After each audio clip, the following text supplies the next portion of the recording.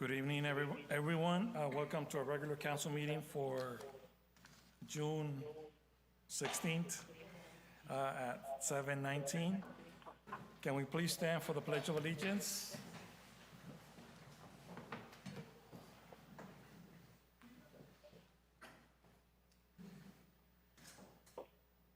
Ready? Begin. I pledge allegiance to the flag of the United States of America and to the republic for which it stands, one nation, under God, indivisible, with liberty and justice for all. Can we now please remain standing for a moment of silence for our first responders and military members, please?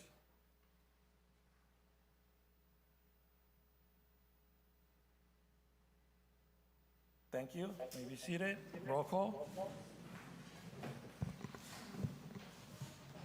Roll call. Councilmember Roth. Present. Councilmember Upal. Present. Councilmember Wallace. Present. Mayor Pro Tem Samra. Present. Mayor Moran. Present. For the record, all council members and mayor are in attendance. Yeah, can we check the feedback, please?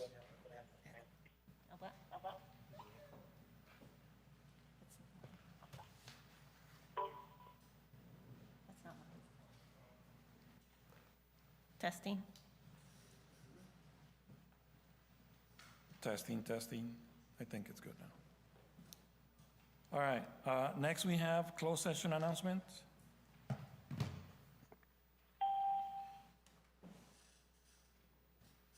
Thank you, Mr. Mayor. The City Council met in closed session to discuss some items on this evening's agenda. However, discussion was not completed, and the council will reconvene into closed after the open session component of this evening's meeting. Thank you. And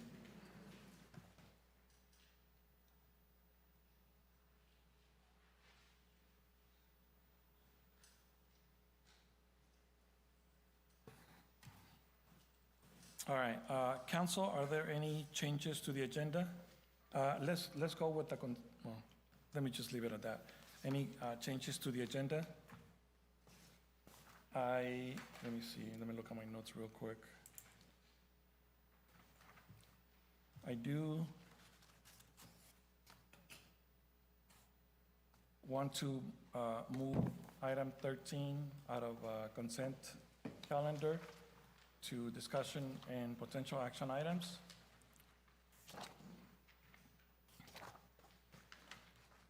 Does the rest of the council have anything else? And then I would like to move item number 20 before 18 in the discussion action items.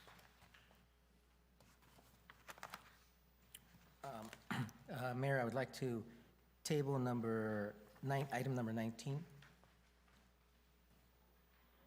Okay, table.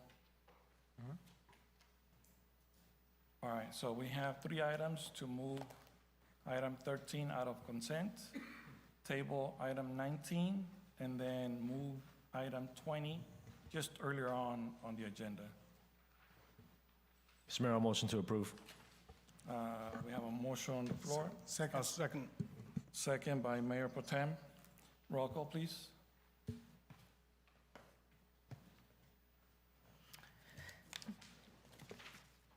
Roll call. Councilmember Roth. Yes. Councilmember Upal. Yes. Councilmember Wallace. Yes. Mayor Pro Tem Samra. Yes. Mayor Moran. Yes. Motion passes by a vote of 5-0. All right, thank you. Next, we have citizen comments. This section of the agenda allows members of the public to address the city council on any item not on the agenda. Members of the public, when recognized by the mayor, should come forward to the lectern and identify themselves. Comments are normally limited to 3 minutes. In accordance with the state open meeting laws, no action will be taken by the city council this evening. Is there any citizen comments on the phone at this time? 7:23. Hearing none, is there any citizen comments in the chamber? If you can step forward to the lectern and state your name for the record, please. Good evening, everyone. My name is Terica Smith. I just want to invite everybody out on the fourth Saturday of every month. We have a food recovery program here in the city of Livingston at the park, where we are bringing in 4,000 to 6,000 pounds and giving it away free to our local community every single fourth Saturday of the month. I do also want to request that if anybody would like to volunteer, we are seeking volunteers to help us with food recovery, to help us to supply some of that food that we are distributing in our local community. If you're interested in helping us, you can reach us on our Facebook page at www.foodparatotos.org or call us at 209-259-7739. That's all. Thank you. Quick question. Yes, sir. Are they all going to be now at the same time? We are trying to make them at a little later because we're getting more produce from Costco. And so we have moved it a little bit later, and we're trying to keep it consistent from this point forward. Okay. I think that we are moving it on the calendar for July to the sports park here. And pardon me for not knowing the name off the top of it, Max Foster. However, it will be at Memorial Park this time. Next time will be at Max Foster. Okay. In And- June, we'll stay in Memorial, and then July, Max Foster. Yes, sir. Thank you for the clarification. Okay, got it. Perfect. Thank you. Thank you. Anyone else in the chamber? Any citizen comments? Seeing none, closing the citizen comments at 7:25. Next, we have awards, presentations, and proclamations. Item number 1, presentation by Richie Savayon, Outreach Analyst, California Department of Insurance, Insurance Market and Legislative Update. Good evening, Council. Good evening. Oh, We're getting your presentation ready. yes, sir. Thank you. Okay, it's ready. All right. Good evening, Council. It is my pleasure to join you virtually this evening. I am in Mendota currently, doing a presentation. Can you, Mr. Savayon, can you give me 1 second to see if we can raise our volume in the chamber a little bit? We're trying to make a quick adjustment.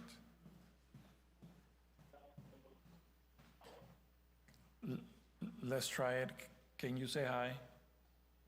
Good evening. Hello.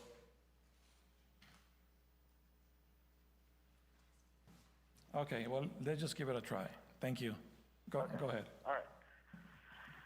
So I'd like to begin. Thank you for letting me join the agenda for this evening's City Council meeting. I'm Richie Saivon, California Department of Insurance, and I'm here to provide a legislative update from our department. Next slide, please. So a little bit about the California Department of Insurance. We are a regulatory state agency. We're here to protect consumers from fraud and abuse from the insurance companies. We regulate most lines of insurance, like life, home, fire, auto, anything under the sun. But we're here to make sure that the insurance companies can stay in business in California. We set the standards for your agents, your brokers, all the companies that you work with. We also are here to resolve consumer complaints. When dealing with insurance, it is confusing, and we do run into issues.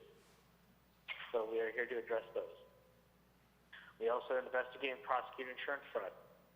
In our department, we have about 600 officers that investigate and prosecute those that commit these actions. But we also assist consumers in understanding their policies. Insurance is very technical, but we also want people to understand everything that they're getting, that they're paying for each month or every year. Next slide, please. So this slide covers some of the educational topics that we can present through different communities. There's also engagement options if council is interested in working with our department, but we can definitely talk about homeowners, renters insurance, business insurance, senior scam prevention. This evening I'll be covering the sustainable insurance strategy, safer from wildfires, the low-cost auto insurance program. We also do emergency preparedness, disaster recovery, and the presentation this evening covers the market and legislative updates as well. Next slide, please. Well, let's dive into the insurance market. So over the past 30 years, we haven't had a large insurance reform. The largest insurance reform, as we know, is Proposition 103, which created the Office of the Insurance Commissioner. When we look at current information, we're seeing historic inflation. And when you couple that with rising costs of reinsurance, mind you, reinsurance is insurance for insurance companies. That has been going up as well. And when you couple that with growing climate change threat, not just here in California, but around the United States and around the world, we're seeing more floods, fires, different perils. When in California specifically, we're seeing fewer insurance options. You know, a lot of folks have been getting dropped by their insurance companies, and with that, we've seen accelerated growth of the California FAIR Plan. For reference, the FAIR Plan is the insurer of last resort. It initially started at 3% of the total market, and over the past few years, it's doubled to 6%. Currently, there are 12 companies that dominate 85% of California's homeowners market. And since 2022, 7 of those top 12 insurance groups have either paused or stopped getting policies altogether. Next slide, please. So back in 2022, Commissioner Lara sat down with CAL FIRE, Cal OES, and the Governor's Office of Emergency Services and different agencies that respond to wildfires and created the Safer from Wildfires framework. So through this, consumers are able to get transparency on their wildfire risk scores. Prior to this regulation, insurance companies never provided this information, as well as the details as to why they are canceled or what they need to work on. Through the Safer from Wildfires framework, we offer discounts, and it's based on home hardening, protecting the surroundings, and protecting the community. Such steps would be protecting your home or business would be like a Class A rated roof, a 5-foot ember-resistant zone, cleared vegetation, things such as that.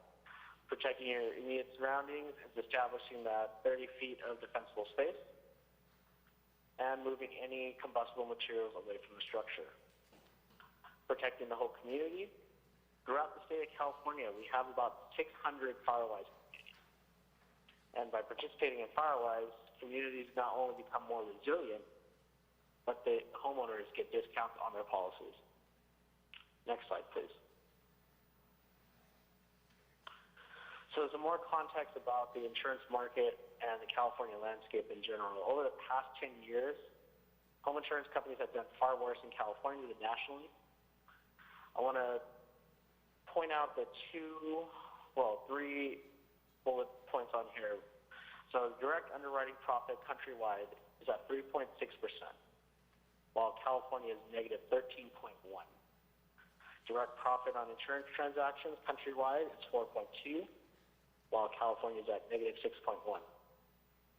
And that direct return on net worth countrywide is 7%, and California is at 0.8%. So for most companies, for them to earn a fair return, it would be 3 to 4% over their overall book of business. And California has not been performing well overall just because of our wildfires, our disasters, floods, just multiple things going on. Next slide, please. In 2023 and 2024, Commissioner Lara was working on the sustainable insurance strategy. So its goal is to modernize the insurance rate filing process, make insurance accessible, keep consumer protection as a top priority. A key component of the sustainable insurance strategy is the use of catastrophe models, a rate-making tool. Models reflect real mitigation and support appropriate pricing rates. It expands coverage options through the use of catastrophe modeling for improved wildfire risk analysis, factoring in mitigation at property and community levels to ensure market stability. In this agreement as well, insurance companies will write no less than 85% in wildfire distressed communities throughout our state. where many folks would call into insurance companies, provide a zip code, and then get denied right at the phone call. Next slide, please. So we have the California Safe Homes Act. This is Assembly Bill 888 from last year. The Strengthen California Homes Grant is still in development with the Department of Insurance, but it does provide low-income homeowners in high fire hazard severity zones with a $10,000 grant to fund Zone 0 and Class A rated roofing. For folks that are interested in this program, please do sign up for our consumer alerts. These will be at the end of the presentation as well. Next slide, please.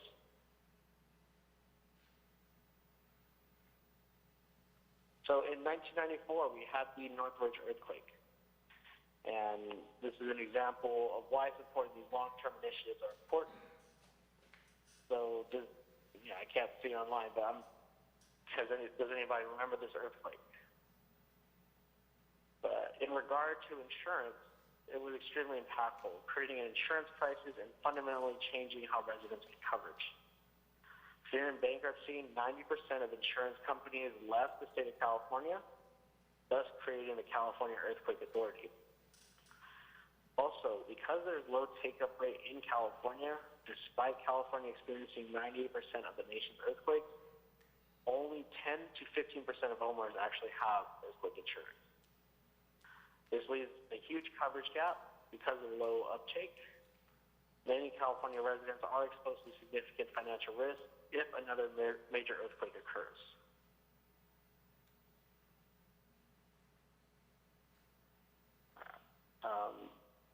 For whoever's handling this, we should be on slide 10, by the way. So another insurance market comparison here, we're looking at 2025, the LA fires.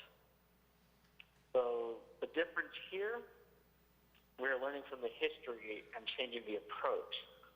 Leading these initiatives, Commissioner Ricardo Lara has worked on safety from wildfires, mitigation strategies, wildfire risk score transparency, integrating catastrophe modeling, expanding coverage availability, modernizing FAIR plans, streamlining rate filings, and of course the long-term goal is to make sure California's market can stabilize and not have a total market collapse.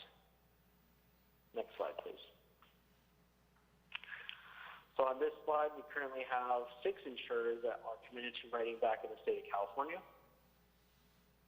And these insurers have started coming back into communities. So we have CSAA, USAA, California Casualty, Mercury, Pacific Specialty, and Farmers. We actually have more joining along the way. And folks that are in wildfire distressed areas having trouble finding insurance should reach out and shop around. Next slide, please. So let's dive into the legislation. This is AB 1795, the Smoke Damage Recovery Act, authored by Assemblymember Mike Gibson. It primarily addresses residential properties impacted by wildfire smoke. Its core mandates relate to state-level standards for testing, certification, insurance coverage, and cleanup. We're focusing on the accountability and professionalism. We're going to set Cal EPA health aid standards for testing and chemical screening of smoke-impacted communities. And it requires the insurance companies to handle these smoke claims within 30 days of notice. And as you can see there, they can't terminate your additional living expenses. So when you're out of your home because of the remediation process, you're going to get paid to have your apartment or hotel room covered while the process is going on. Next slide, please. So this legislation also directly involves your city in several ways. So we're seeing a side of Livingston or residential property that could catch fire. We're going to have clear standards where it replaces inconsistent smoke damage rules. Quick local control, your cities can set rules for insurers, and they must follow them right away. It's safe for homes. We're using science-based screenings to protect residents, and faster recovery. It reduces disputes and speeds rebuilding. Next slide, please. So we are on the Disaster Recovery Reform Act. So SB 876 is a major legislative proposal introduced in January 2026 to modernize the insurance claims process following the wildfires in 2025. It is authored by Senator Steve Padilla. It's to hold insurance companies accountable with higher standards when helping homeowners after a major disaster. It helps homeowners get faster insurance payouts without hassles. After a disaster, the bill requires them to have a clear plan for helping victims and punishes them more harshly if they delay claims. Faster payouts, so we do mandate actual cash value payments within 30 days of total losses with interest on delays. The rebuilding process, it also ensures building code upgrades are based on codes in effect during rebuilding, not at the time of. The goal of this bill is to eliminate the red tape and speed up payouts for survivors. Next slide, please.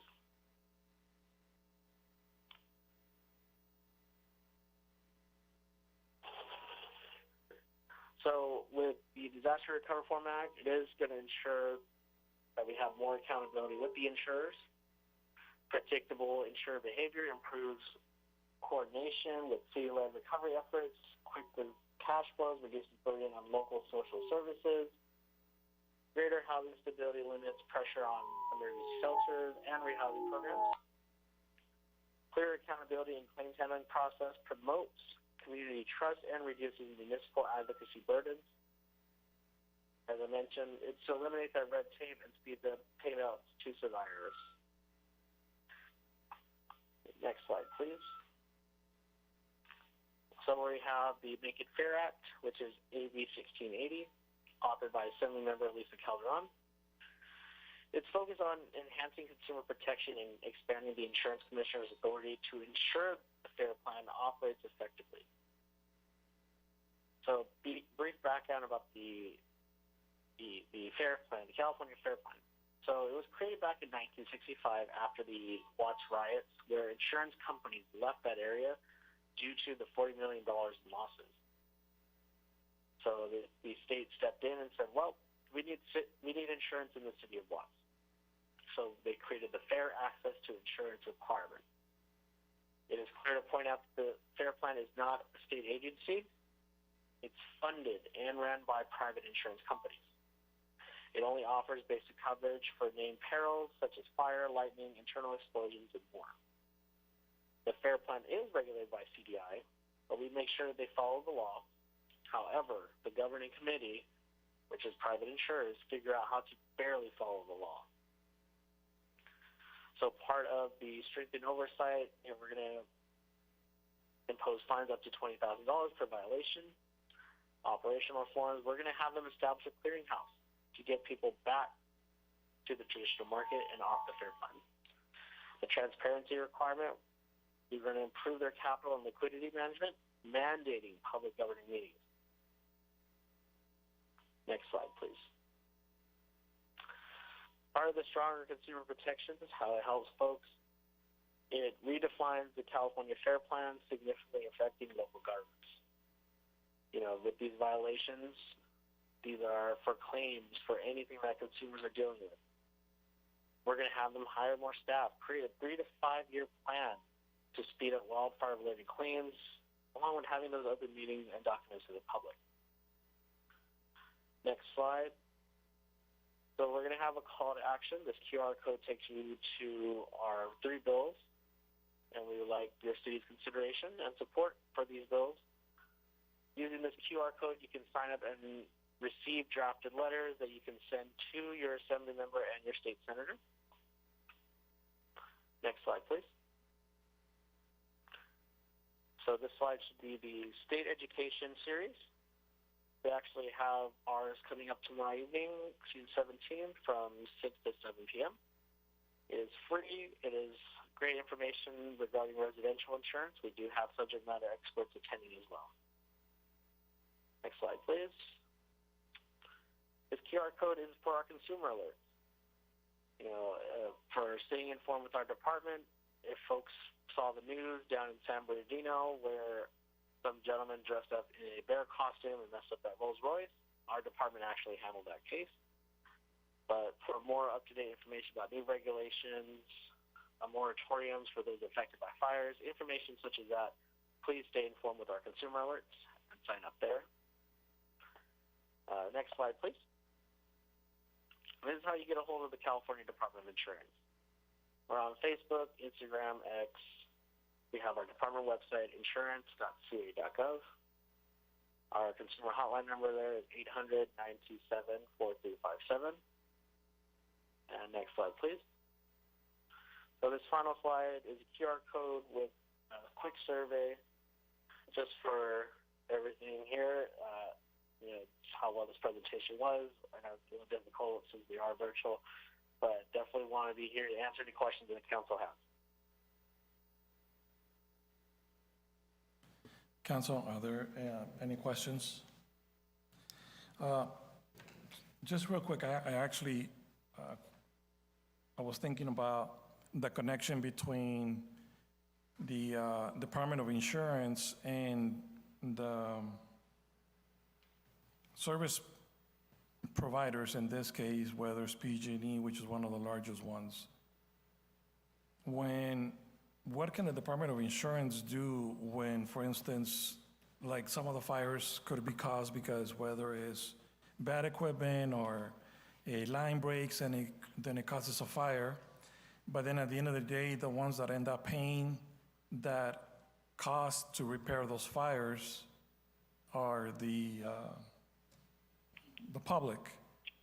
Does the Department of Insurance have some kind of way of preventing those service providers from continuing to raise rates because they have to recoup their expenses, which was caused by them as well, and then it also raises the insurance for the homeowners because there's a lot more fires that were caused by somebody else. Yeah, thank you for your question there. So in regards to PG&E and correlation, how the department, works with them, overall, the department, when it comes to insurers looking at overall risk within a community, they want to make sure, of course, there's, lines underground or that PG&E does their part. Because here in Fresno County, where I do cover as well, PG&E will cut down trees and leave them down the road, and then, local government will pick it up. But as far as PG&E raising their rates, there's nothing that the Department of Insurance can comment on that.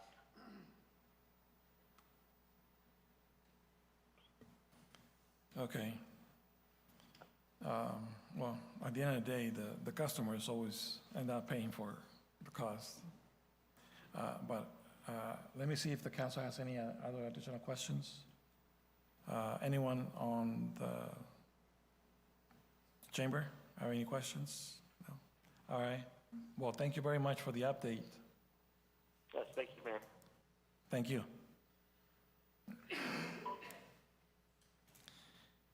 Next, we have a presentation by Jackie Benoit, Recreation Superintendent, presentation of the Eva Ibarra Scholarship winner.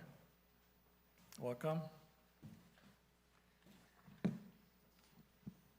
Good evening, everyone. I'd like to introduce to you Aria Avalos. Aria, if you could come up, please. And then my rec commissioners are all here. If they could come up too, please. So Aria is this year's recipient of the Eva Ibarra Memorial Scholarship. As many of you may remember, Eva was actually the girl who put the scholarship together, funded the very first one, and then sat on our rec commission. Loved the city. So Aria had written an essay about Livingston, and I just feel like I need to read it to you guys to show you her heart. And not to mention, she's a 4.1 If she wrote it, shouldn't she read it? Yes. Would you read it? Yeah. I just started here. The Livingston Recreation Department has influenced my life by showing me the importance and impact of an active and caring community. Although I live in Delhi, I can confidently say that the community in Livingston is like no other. The people here are supportive of one another and proud of where they come from, which has made me feel welcomed and encouraged throughout my life. Growing up and attending school in Livingston, I participated in community events such as the Sweet Potato Festival and the Color Run. However, my most meaningful involvement began during my high school years. Since my freshman year, I have participated in Music in the Parks with Livingston High School's band and even had the opportunity to perform in the city's centennial celebration. These experiences helped me develop teamwork, responsibility, and pride representing my community. During the summer of my sophomore year, I worked with 2 other students to redesign the entire Kids Zone for the Sweet Potato Festival. Our goal was to create an engaging space that also showcased our skills and knowledge in agriculture education. In my junior year, I volunteered during several shifts at the Sweet Potato Festival, where I helped sell sweet potatoes and dressed as a mascot and helped lead the flow of activities within the Kids Zone. These experiences taught me the value of service and how much effort goes into creating memorable community events. This past year, I have continued my involvement with the Recreation Department, and I'm excited to assist with this year's Color Run as well. Through all these opportunities, the Livingston Recreation Department has helped me grow as a leader, become more involved in my community, and appreciate the positive impact that community events can have on bringing people together. I think this is your part.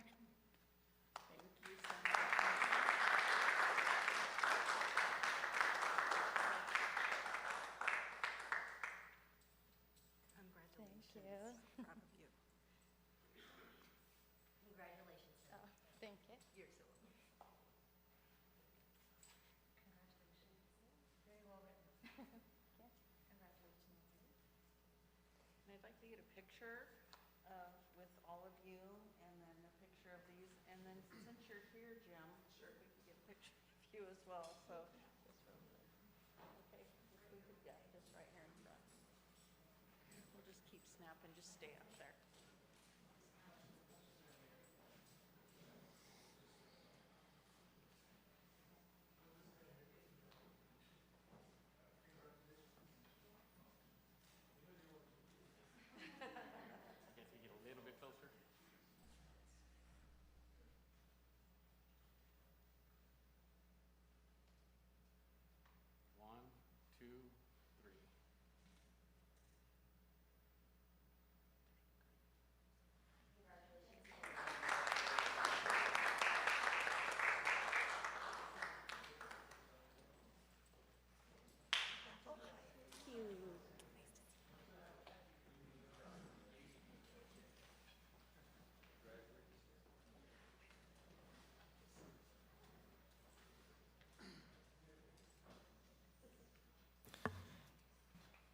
Well, I do want to say congratulations and thank you for participating and thank you for volunteering.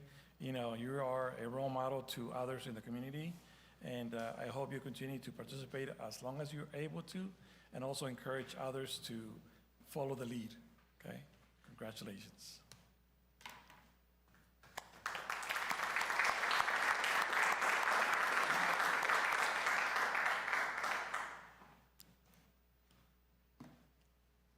Thank you. Next, we have county supervisors, announcements and reports. Supervisor Jim Pacheco, welcome. Welcome. Thank you, Mayor, Council, and County Council. It's a tough act to follow and have a great essay like you do. But congratulations. Just a couple quick things. So on the 3rd, I attended the Hills Ferry Road Bridge ribbon cutting. I don't know if anybody knows where the Hills Ferry Road is.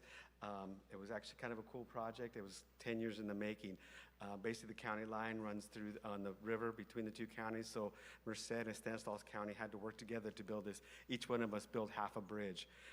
So they just had the ribbon cutting, and it's just a great testament to cooperation between counties to get a project like that done. So I encourage, if you haven't been over there and go by, it's really a marvel there. So go by and see the new bridge. This week was the Merced Fair. I attended the livestock show where my granddaughters showed their animals, and on Saturday was the auction. I was able to go and purchase some animals and actually help some of the kids from Livingston FFA and support the FFA. So that was a great event, although it was very warm that day. Today we had our board meeting, and we passed our proposed budget to the tune of $1.2 billion. It's an increase from last year's budget, which is $1.1 billion. Kind of driven by some of the salaries that were negotiated by our unions. We have some capital improvement projects with Patriot Rail at Castle and our Measure V. We're going to start a big road projects and try to pave about 41 miles of road in the next 3 years with our bond measure. So that's good news. Also driving this a little bit is the HR1 impacts. Today we had to sign a contract with it's CMSP, the County Medical Services Provider. Part of the HR1, because of the new requirements, we're anticipating that a lot of people are going to drop off of the Medicare rolls. And because when they do that, people won't go to seek medical attention until it's the very end, until they're in dire need, and that usually is pretty expensive. You said Medicare rolls or Medi-Cal rolls? It's Medi-Cal. Yeah, you said Yeah, Medicare. I keep getting those mixed up. I confused think me. last time I said Medi-Cal, Medicare, it's Medi-Cal, yeah. People are gonna be dropping off the Medi-Cal, and as the county is mandated to take care of indigent health care, we're trying to find a way that we can fund that. One way is to the county to do it on their own. One way is hopefully the state would approve an emergency Medicare program, which would be the best. And if not, we have to enter into a program so that we can have that taken care of for us. And the county doesn't want to be in the insurance business, as we just had that. So we decided to enroll in the County Medical Services Provider. So it's basically a big group and a group of counties, and they help us mitigate our expenses. That's a 3-year contract, and it's $20 million. 17 million of that is just the healthcare and then startup costs. So that's one of the things that we have to do to balance our budget, and it's going to be one of the deficits in our budget. Our final budget meetings will be on September 29th, and that's where we'll pass our final budget. So we are having some conversations, and we're going to have to tighten our belts and really look at the programs that are mandated and the ones that we offer to see how we can make sure we get a balanced budget. And that's all I have, unless anybody has anything for me. Council, any questions? Yes, go ahead. Supervisor Pacheco, just, you said that because of the possibility of drop-offs from Medi-Cal, the counties are getting together and form their own. Is there any kind of a federal participation, or is that all county-funded, counties? It's all county. It's, the Because state the feds mandates. are not participating, are Yeah. they? No, okay. Yeah. I didn't think that, okay. Well, the federal government is the one saying that they're kind of taking the money away. And not taking the money, but they're making it harder for people to be on Yeah. Medi-Cal. Well, I was thinking that maybe they had different requirements that could be fulfilled, but, okay, I get that. Thank you. Yep. All right. Mr. Pacheco, well, Yes. once again, thank you for being here. Really appreciate you bringing those updates. I will be reaching out, or the city managers, just to try and see if we can have a meeting in the next couple of weeks and see what your schedule looks like. Okay. And hopefully you're one day, well, we'll just call you. We'll Okay. just make contact. Sounds good. Looking forward to it. Thank you, I appreciate it. Thank you, Council. Okay, bye-bye. All right, next we have announcements and reports. City staff announcements and reports. Okay, we have Public Works, and then Planning, and then Jackie, and then Happy, and John.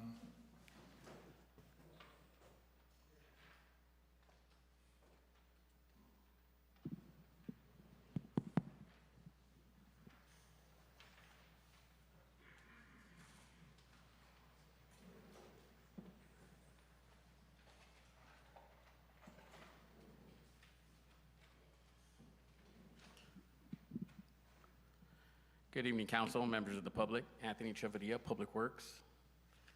Apologies, council, for not having this. I know you guys like to have the pictures ahead of time. I just ran out of time. I couldn't submit it on Friday. Promise won't take too long. I do want to update council on a few of the projects that Public Works is working on or has completed. and update the residents as well.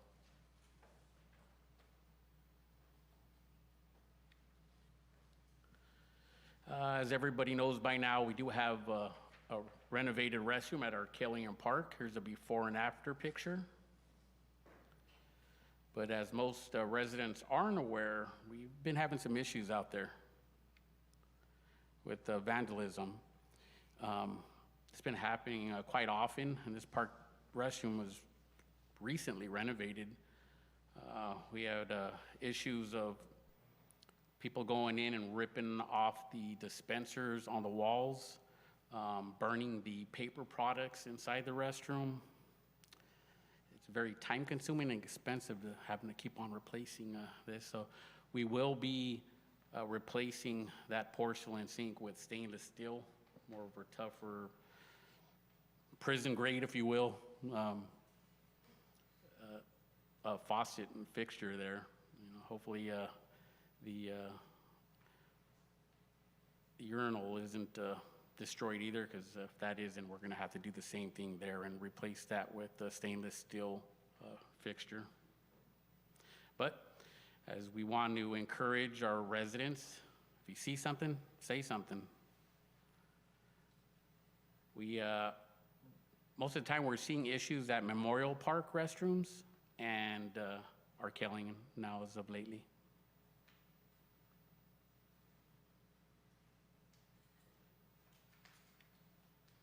Well 8A, this well is operational and in service. This is our newest well.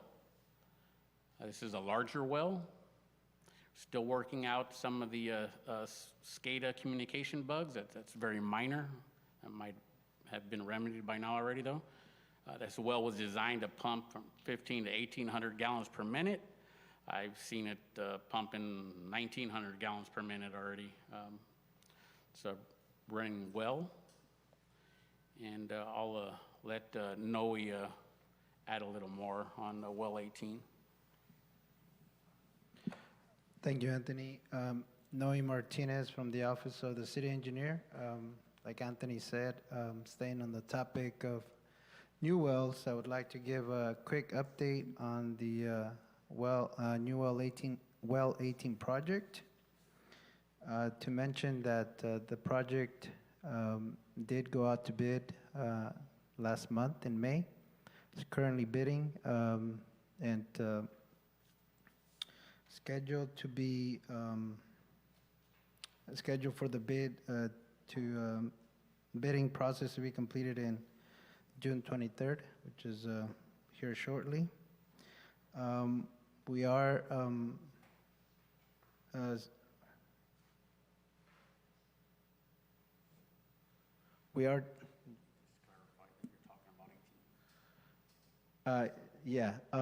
yes, again, I am giving an update on the new well 18, not AA 18, which is not shown on the slide. So, like I was saying, the project has been bidding since May and scheduled to be completed as far as the bidding process on June 23rd. And we are targeting coming to council with the contract award resolution on the second meeting in July 21. And then with construction hopefully starting at the end of this year. Like Anthony showing here on the slide, normally we target wells to have a capacity between 1,500 to 1,800. So we're hoping to also get that same amount of flow with this new well 18 project that is close to getting started as far as construction is concerned. Also to mention that with the crazy rising cost of construction, we are hoping for good bid prices, but like everybody sees, prices are going up quickly and pretty high. So when we do bid, we're hoping to get good prices to be able to fund all of the components that were designed for the project. So again, we have no control over the bid prices, but we're optimistic that we are going to get a good price and move forward with the project. That's all. To end that, we did have a great turnout in our pre-bid meeting for well 18. So hopefully we have some good bids. It's a piece of new equipment that was purchased. It's Kubota's on the streets department, and we should be receiving our boom truck, our new boom truck, end of July. Anthony, can you go back just real quick? What can we do to make sure that we keep the Mayor Pro Tem away from that? Mr. Mayor, I was just about to make a comment that I see my new vehicle for October. Okay, we need to Do pass. not use it, keep it clean. I want to make sure that I break it in, okay? Yeah, I think we need a resolution to make sure that doesn't happen. I accept that resolution that they will not use it until I use it first. Thank you. I'll make sure the tires are flat.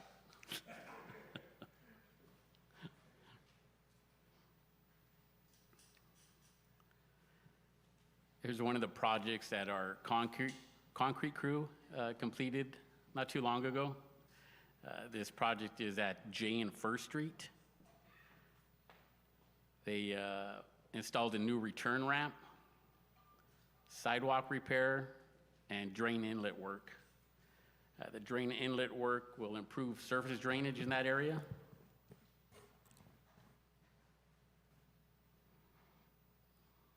How do you do the pointer? This? There?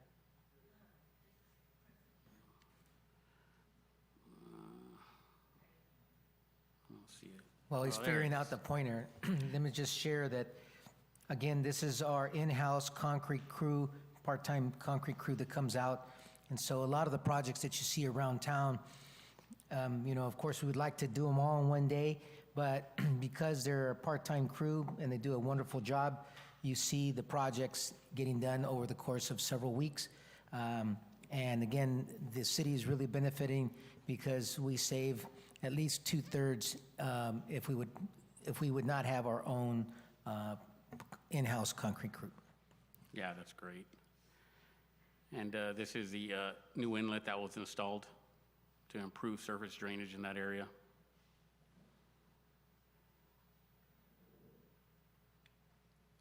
Another project is at Main Street Sidewalk Project. This was another project completed by the concrete crew. Did take a little longer than expected, but as the city manager shared, we're only going to complete this on the weekends at the moment. We also had to pull the crew off for other priorities that we had and events that took place.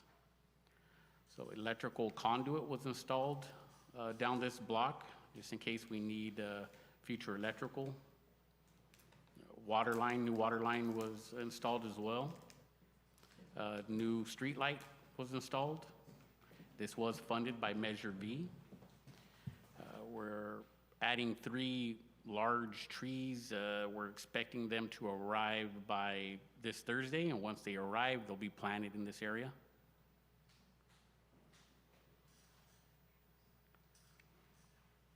You may have noticed some new park monuments out there at Max Foster Sports Complex and our Killian Park. Some of the future enhancements that we're planning are illuminating the monuments where we have electrical nearby.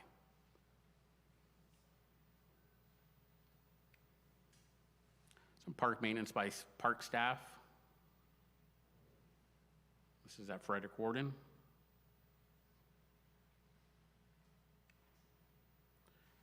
Playground maintenance. Staff refilled all playground fiber at all of our parks, our playground equipment. This is done to ensure that proper fiber depth is achieved, as it's a requirement for fall protection when our kids are playing.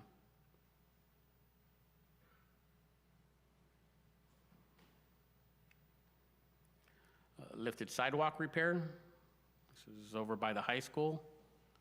Our street staff repaired this area. Again, this was funded by Measure V.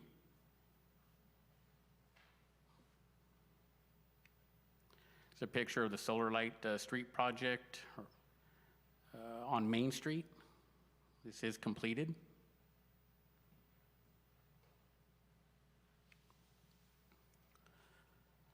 Morris lifted sidewalk repair. Public Works called Precision Concrete, and there's a misspelling there on precision. Public Works called Precision Concrete Cutting out to repair lifted sidewalk.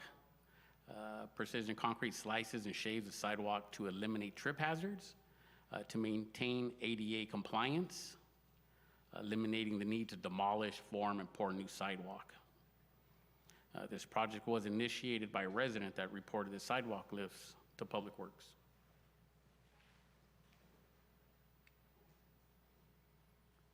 Some of the lifts that were repaired, shaved.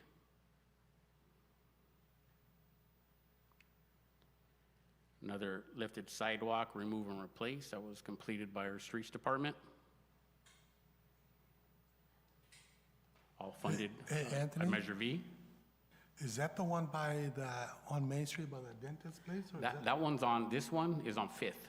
Because there was a big one over on Main there by the dentist. Yeah, we have one like this on Main Street, and a few more areas that are lifted. Staff has went and identified them with spray paint, but we have an off-site improvement project by River Glen that's going to be completed here soon, and they're going to be replacing return ramps, a lot of sidewalk on Main Street in that area. So they'll be taking care of all those lifts and trip hazards in that area on Main Street. I don't know if you want to provide more or less of a time frame. Mr. Mayor, when you said River Glen is going to be taking care of Main Street? Can you explain that? Because River Glen's, Yes. if I remember correctly, It's the new apartments project? Yeah, Yeah, so to give a little more context on that, so as part of their funding that they were able to secure for the apartments, they were required to also do what they're calling pedestrian, bicyclist, and transit improvements. So they worked with the city staff to identify areas in the city that they could do, and Main Street was one of the streets that were identified for those improvements. And one of the things that we're coordinating with them is the work that we're planning to do on Main Street. We're coordinating with them so that way the projects that need to go first, that way the street is, not damaged while other work is being done on curbs, gutters, or sidewalks. And what the city manager is referring to is we do have a project in the works right now to repave Main Street from D to I Street.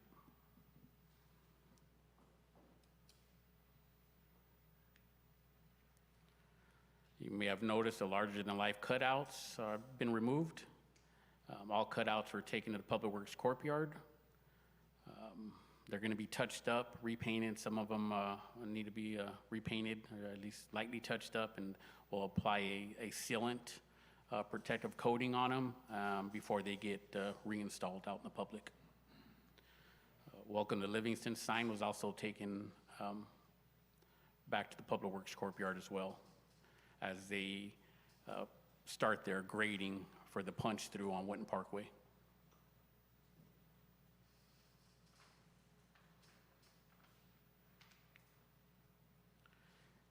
Here's a water valve installation and backfill project by the Water Department, our Operations Department.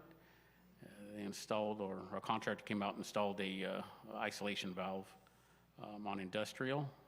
Staff backfilled it and repaved it.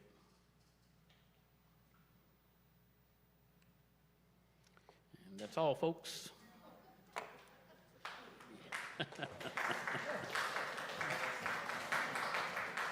Happy to answer any questions. Yes, let's see. In regards to the restrooms vandalism, I know that, obviously it's very unfortunate. Other than having to replace those items with a different, more durable material, I know there were some recommendations from the community, and they're like, well, why don't we install cameras outside to see, who potentially are the people going in, and not necessarily blaming them, but at least having an opportunity to figure out who those individuals might be, but at the same time, more of a deterrent, knowing that there's cameras there. And then again, I know it's the restrooms, and it's very, kind of Delicate situation. delicate, yeah, obviously not inside the restrooms, but outside. Is that?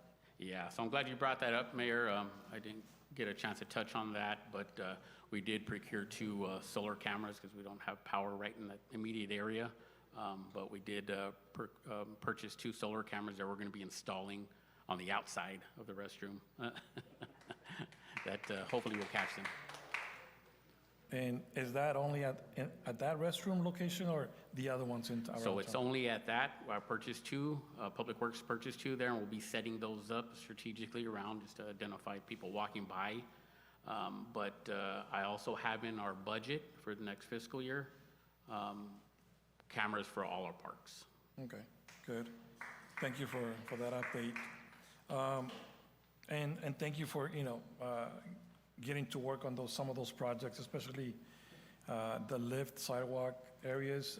I know that that section of a couple pieces on the sidewalk by the high school, by Memorial Park and High School, you guys were on that and took care of it within a day or 2. So, understanding that we have that, hundreds of kids going and families going through that section, and you guys were able to address that almost immediately, so I appreciate that. And 2 more. The light poles, I really also appreciate, the light. I know there was concerns, and probably I wasn't the only one in the council or in staff that were made aware of concerns about lighting in some dark areas, but I think, that worked out pretty well. Question on those light poles, now that they're solar, what kind of maintenance are they requiring, being solar and not necessarily? They're guaranteed, I believe it's like a 8 to 9 year, no maintenance. Okay, So no maintenance. It's really hands off, yeah. And when the battery pack, I believe that was the first thing that Von Roche said that would fail or would wear out. It's really just a plug and play, not very difficult to replace. Okay, good.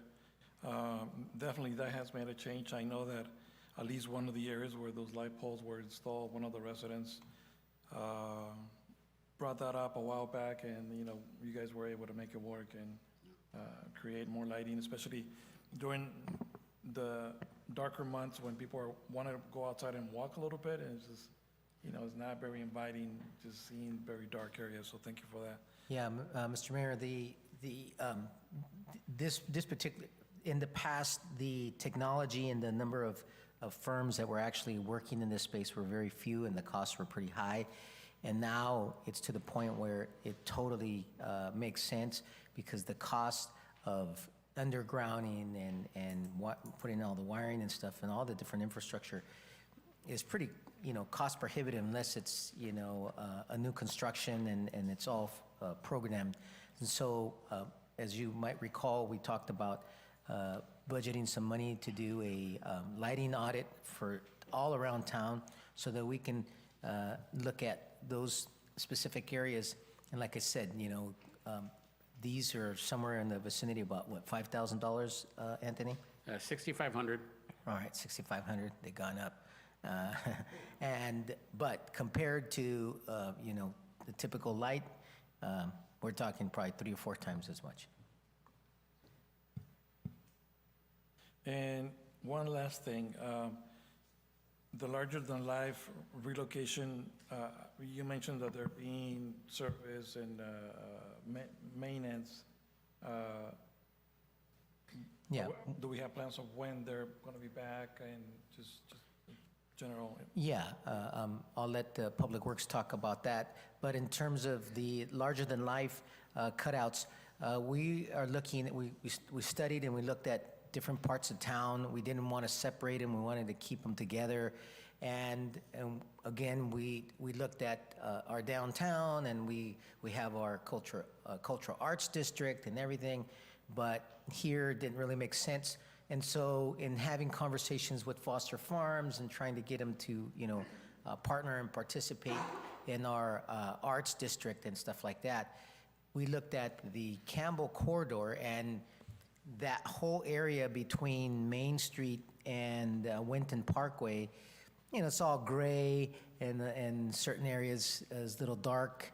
So making that whole corridor kind of like a arts corridor, and putting recreation to come up with some really good ideas on putting murals and other art objects, and folks can come through there. So the idea is to start off with the larger-than-life cutouts, adding to it, and then having the creative juices going to how to beautify and make that corridor even that much better. We actually have a meeting with Foster Farms management tomorrow on a number of fronts, but one of the things that I'm going to talk to them about is when we talked to their CEO, we talked about them sponsoring a mural, huge mural on their, what do you call those elevators? Dryers? The silos. Yeah, the silos.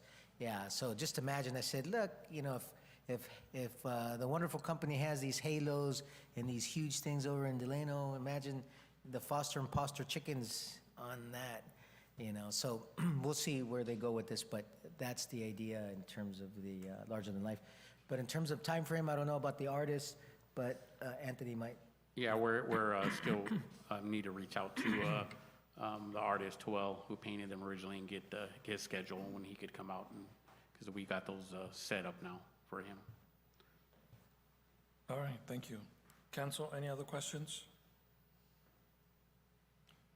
Anyone in the public? Questions? Anyone on the phone?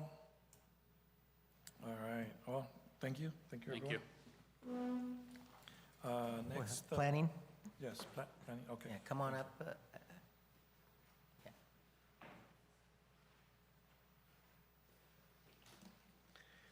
Good evening, Mayor, members of the council, members of the public. Miguel Galvez, contract city planner. The mayor, actually, the city received a letter today from the Division of Financial Assistance from the HCD, the California Department of Housing and Community Development.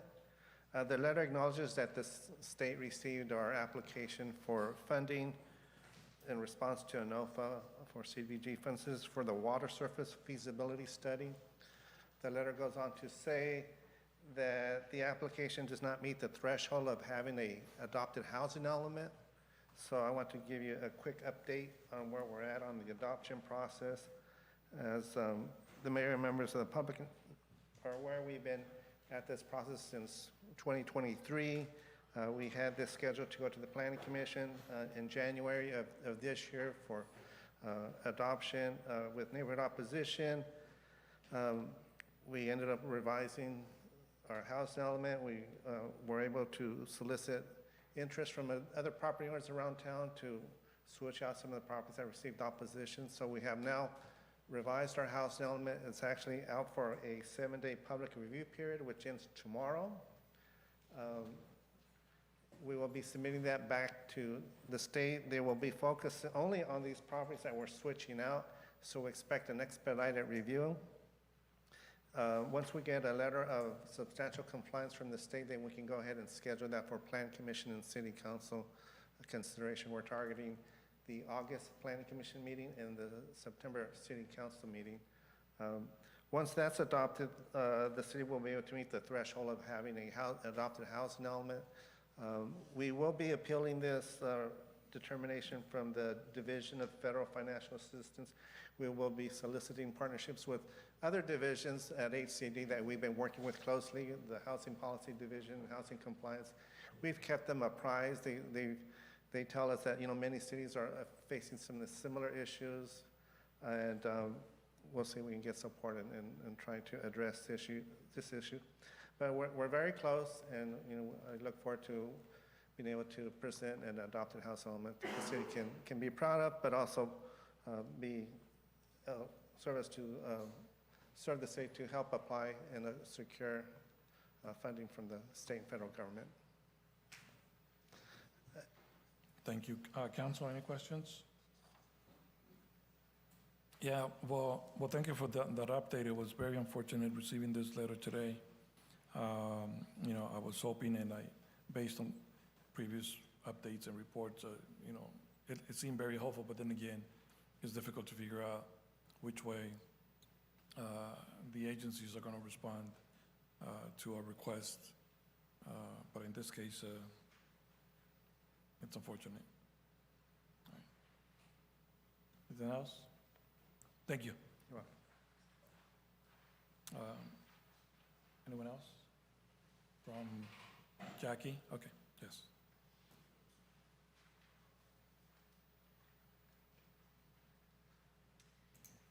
Before I forget, talking with one of the teachers out there, my mind just, Lupe Pimentel.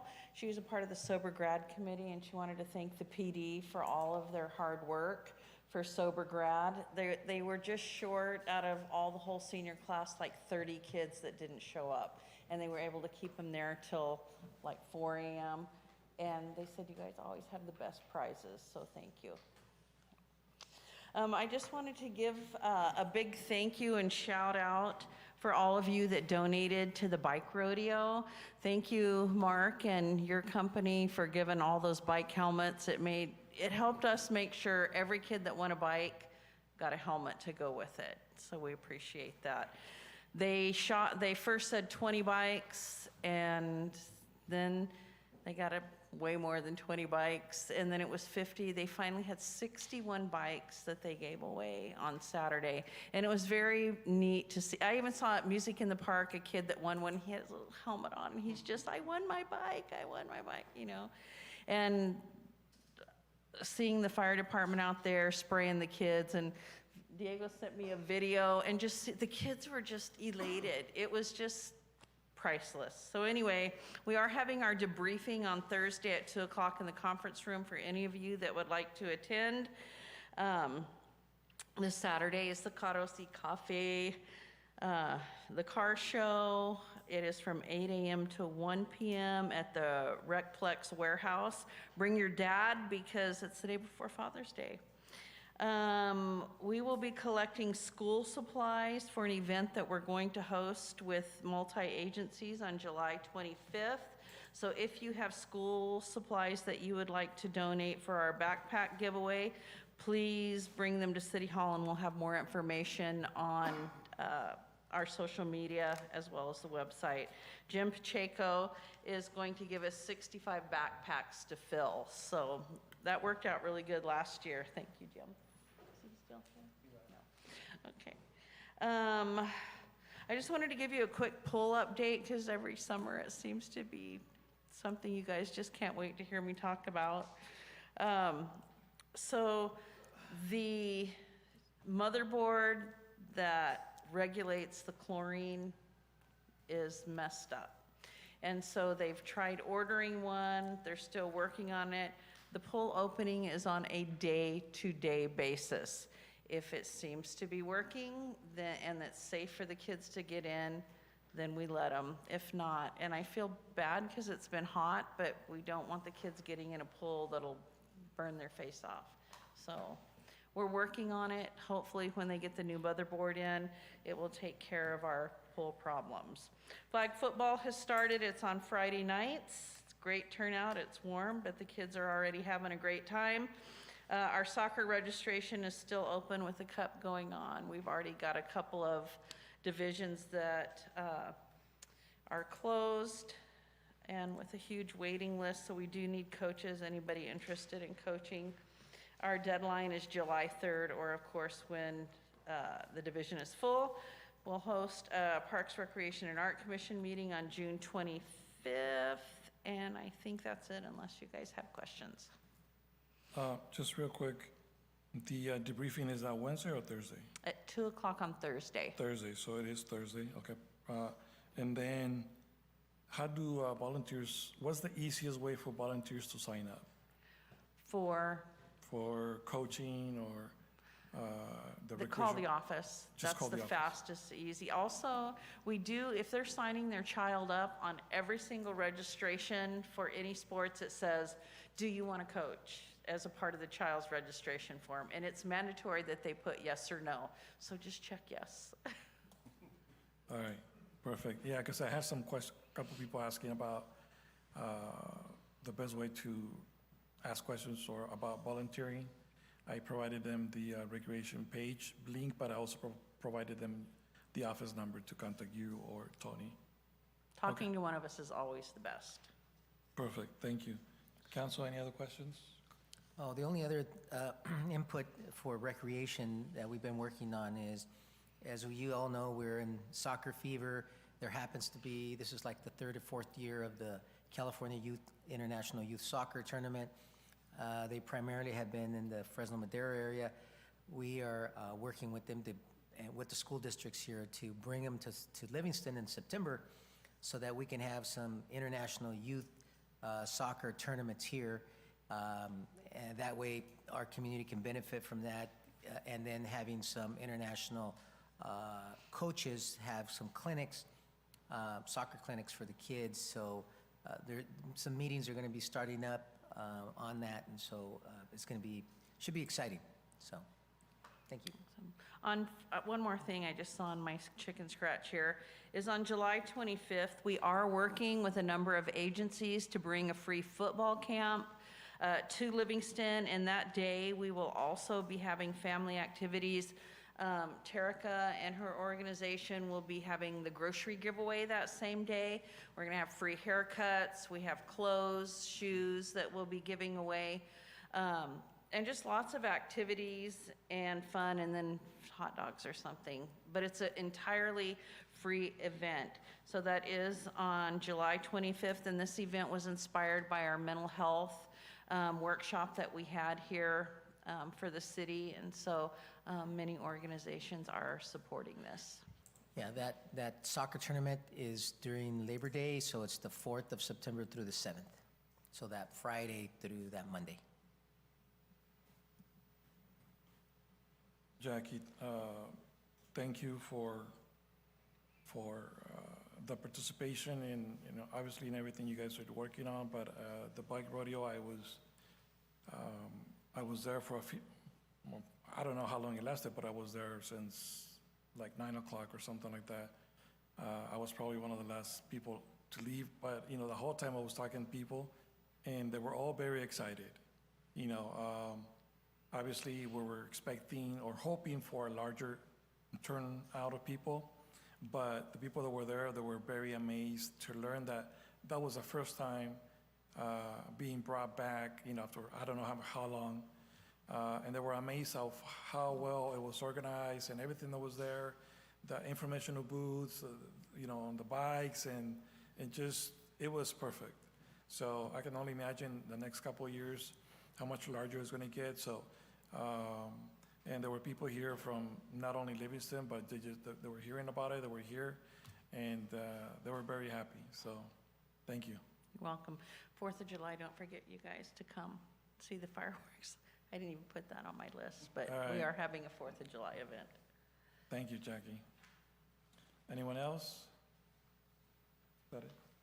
Staff? All right, thanks. Next, we have City Manager announcements and reports. Yes, Mr. Mayor, I just wanted to share, I'm not sure if you guys have heard, but Fresno State has been selected to have a supercomputing center.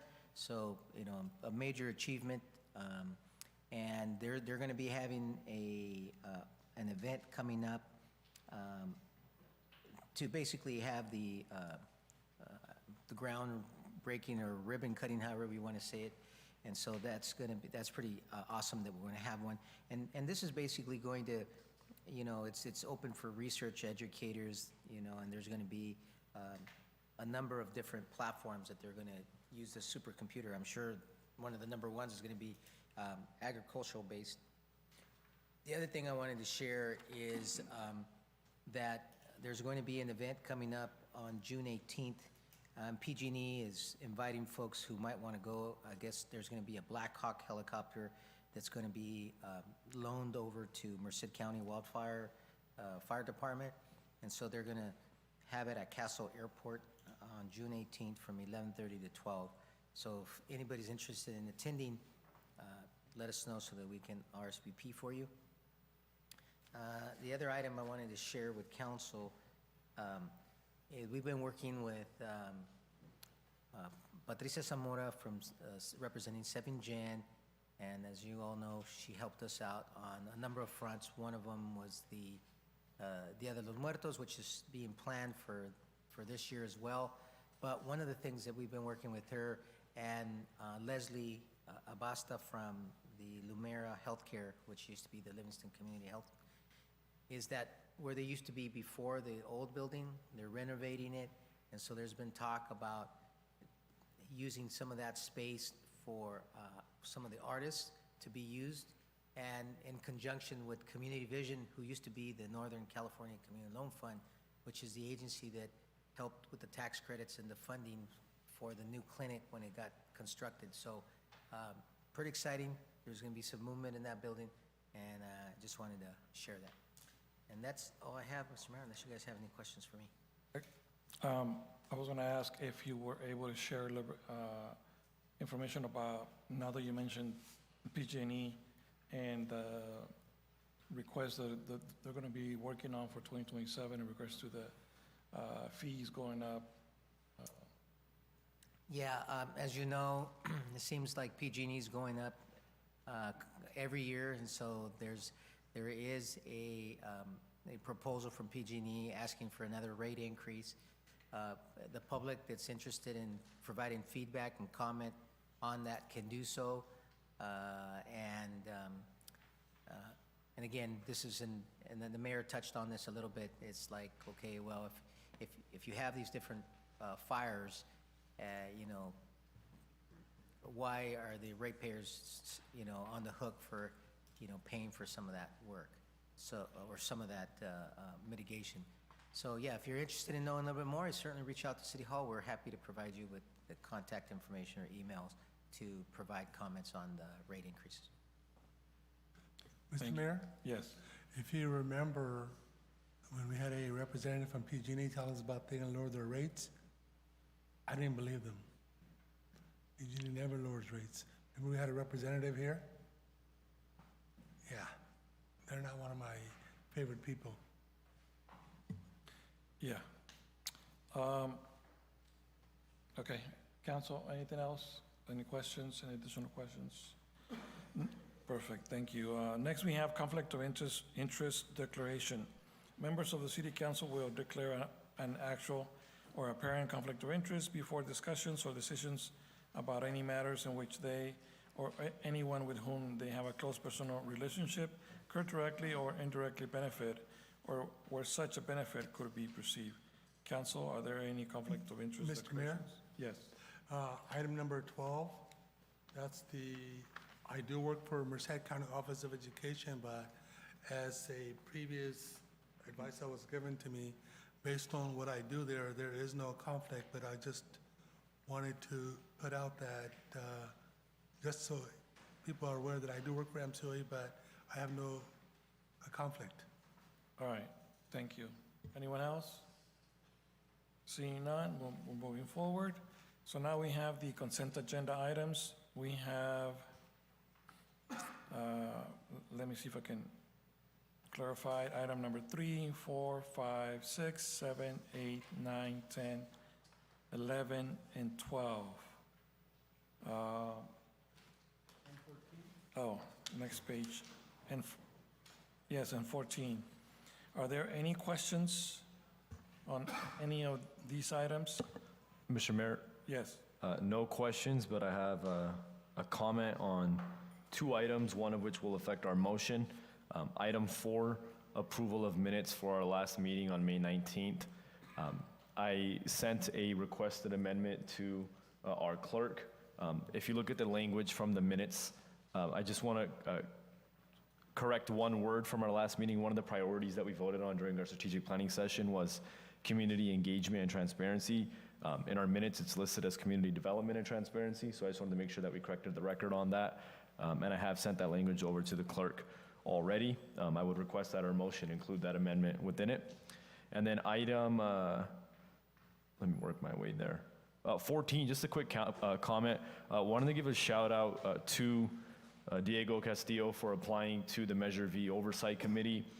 I know, Mr. Ramirez has probably mentioned it at least 3 or 4 times over the last several months that we're looking for somebody to fill this seat. I sent it out to a handful of residents. Nobody wanted to apply, kind of having a similar issue with Measure L. And so really appreciate you always stepping up, whether that's through the business, volunteer work, sitting on seats like this. Like it's up to all of us to step up for our community in little and small ways with everything else going on. Definitely like to give people their flowers for finding ways to contribute when they're busy. So thanks for that. Council, is there anything else? So with those amendments in consideration, I will follow direction from Mayor Pro Tem. At this time, at 8:40, I will go out for public comment. Is there anyone on the phone with any questions or comments in regards to the items on consent agenda? Hearing none, coming back to the chamber, is there any comments or questions in the chamber? Seeing none, closing the citizen comments at 8:40, bringing it back to the dais. At this time, I will entertain a motion to approve the consent agenda items as stated. Mr. Mayor, With the motion, so I'll motion to approve with the requested amendment for item 4. so we have a motion on the floor by Councilmember Upal. Is there a second? I'll second it. Second by Councilmember Roth. Roll call, please. Roll call, Councilmember Ross, Yes. Councilmember Opal, Yes. Councilmember Wallace, Yes. Mayor Pro Tem Semra, Yes. Mayor Moran. Yes. Motion passes by a vote of 5-0.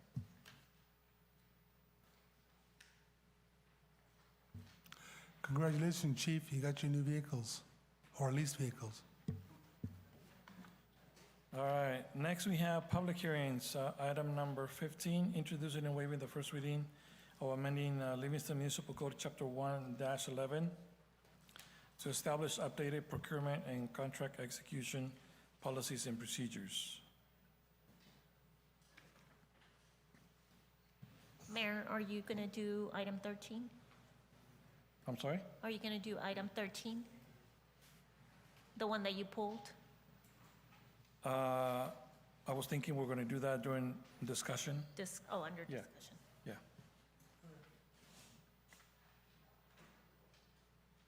So,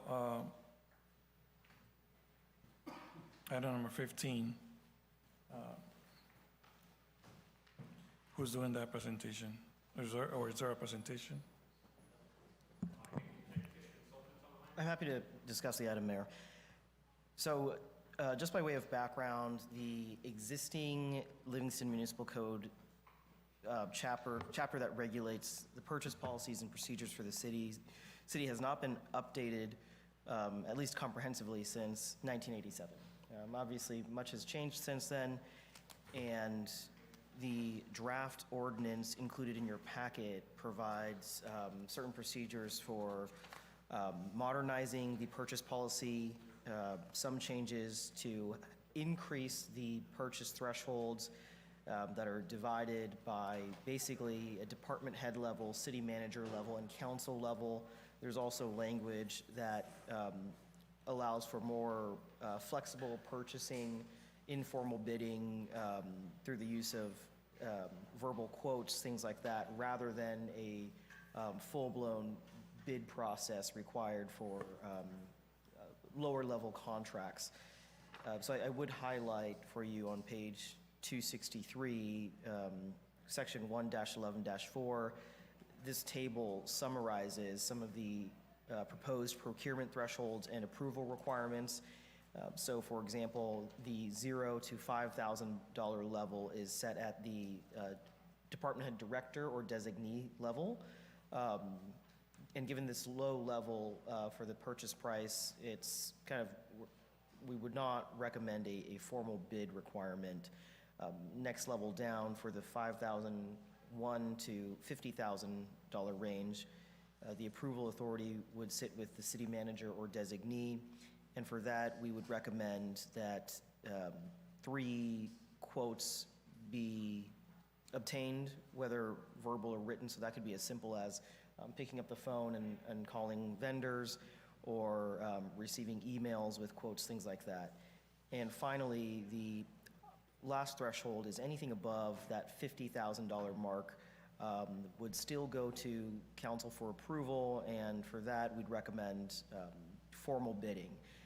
Currently, the threshold sits closer to $10,000, which has proven to be very burdensome for staff in light of the need to procure items on, even on an emergency basis, non-emergency basis. $10,000 in the year 2026 doesn't stretch as far as it did in the year 1987. There are other changes that are highlighted in the packet, but don't want to keep you here all night, so I'll conclude there, and I'm available for any questions you may have. Thank you.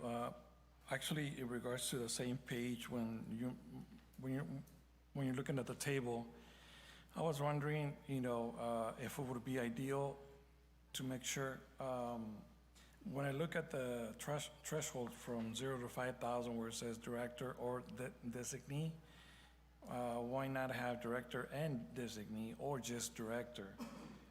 Thinking long-term, because whenever we look at ordinances or anything that we approve, we're hoping that this is pretty much well-written and good enough for 8 to 10 years, ideally, unless there's something drastic that comes up and needs to be updated. But at the end of the day, directors are the ones responsible for boo-boos that their other individuals in those departments make. And then again, I don't know, how often this situation might happen, but if the director is not aware of, obviously we have to rely on others and trust that they're doing the best that they can. But I'm just thinking, could we, and then why or why not director and designee, or just director? And then also the other question, maybe anybody from any department could provide a description of who that possible designee might be in your department, so that we can have, or at least so that I can have a better idea what that scenario might look like. Mr. Mayor, if I may. Yes. So to answer your first question, we like to include that or designee language for the flexibility. If a department head is absent for whatever reason, or on vacation, we do want that flexibility for their acting director or subordinate staff to be able to step in, sign a contract, accept quotes, things like that, so city business may continue despite the absence of that one person, even though obviously they are an important and integral part of the community and city staff. The reason why we don't use "and" language is that kind of becomes more confusing. For example, signature line on a $5,000 contract, if we say director and designee, are we asking for 2 signatures? Versus the way it's framed now, it's in the alternative. So if the director is available, the director will sign. If the director is absent or not available, then that's when the designee will step in. I will say that there's also a third version where we just leave it with director, but the complications with that are that, again, we lose that flexibility, because if read strictly, there's an argument to be made by someone who might want to, for example, challenge the contract, and they say, oh, well, this is a rec contract, and I know for a fact that Jackie was not, there that day, so how could somebody else sign it? So that's why we frame it that way. As for the second component of your question, how this might play out, I'd have to defer to others on that. Yes, Anthony, thank you.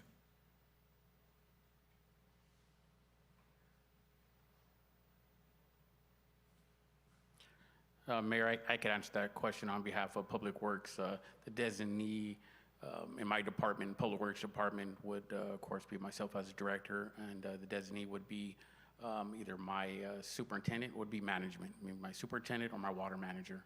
So that's, or one of my admins. So that's what that would look like for Public Works.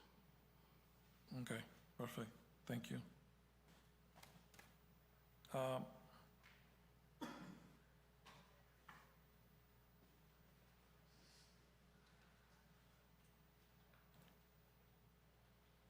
mean, on that same page, I know that there has been specific language in regards to some of the items listed and some of the updates. And also, I just want to say before I forget, I appreciate that you guys included it, the red line, because it's also very good reference to be able to go back and see what is the language that was changed or, reworded.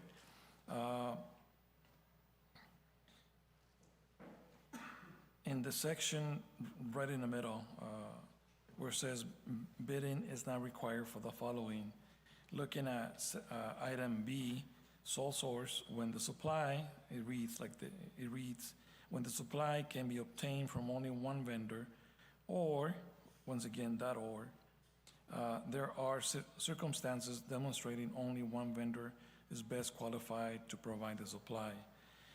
How I am interpreting this is, or we, some of the language I would consider including where it says when the supply or a similar supplier can be obtained. Well, I guess just in different words, my concern is that the wording relates to being more of an interpretation of who reads this, saying that there's only one vendor that supplies this one pen. And yes, because this is a big pen, only big company can supply this pen. But I can also say that big is the only sole provider, of this product because it's unique. But if we really look at it in a different way, there's probably hundreds, probably thousands of suppliers that provide pens in general.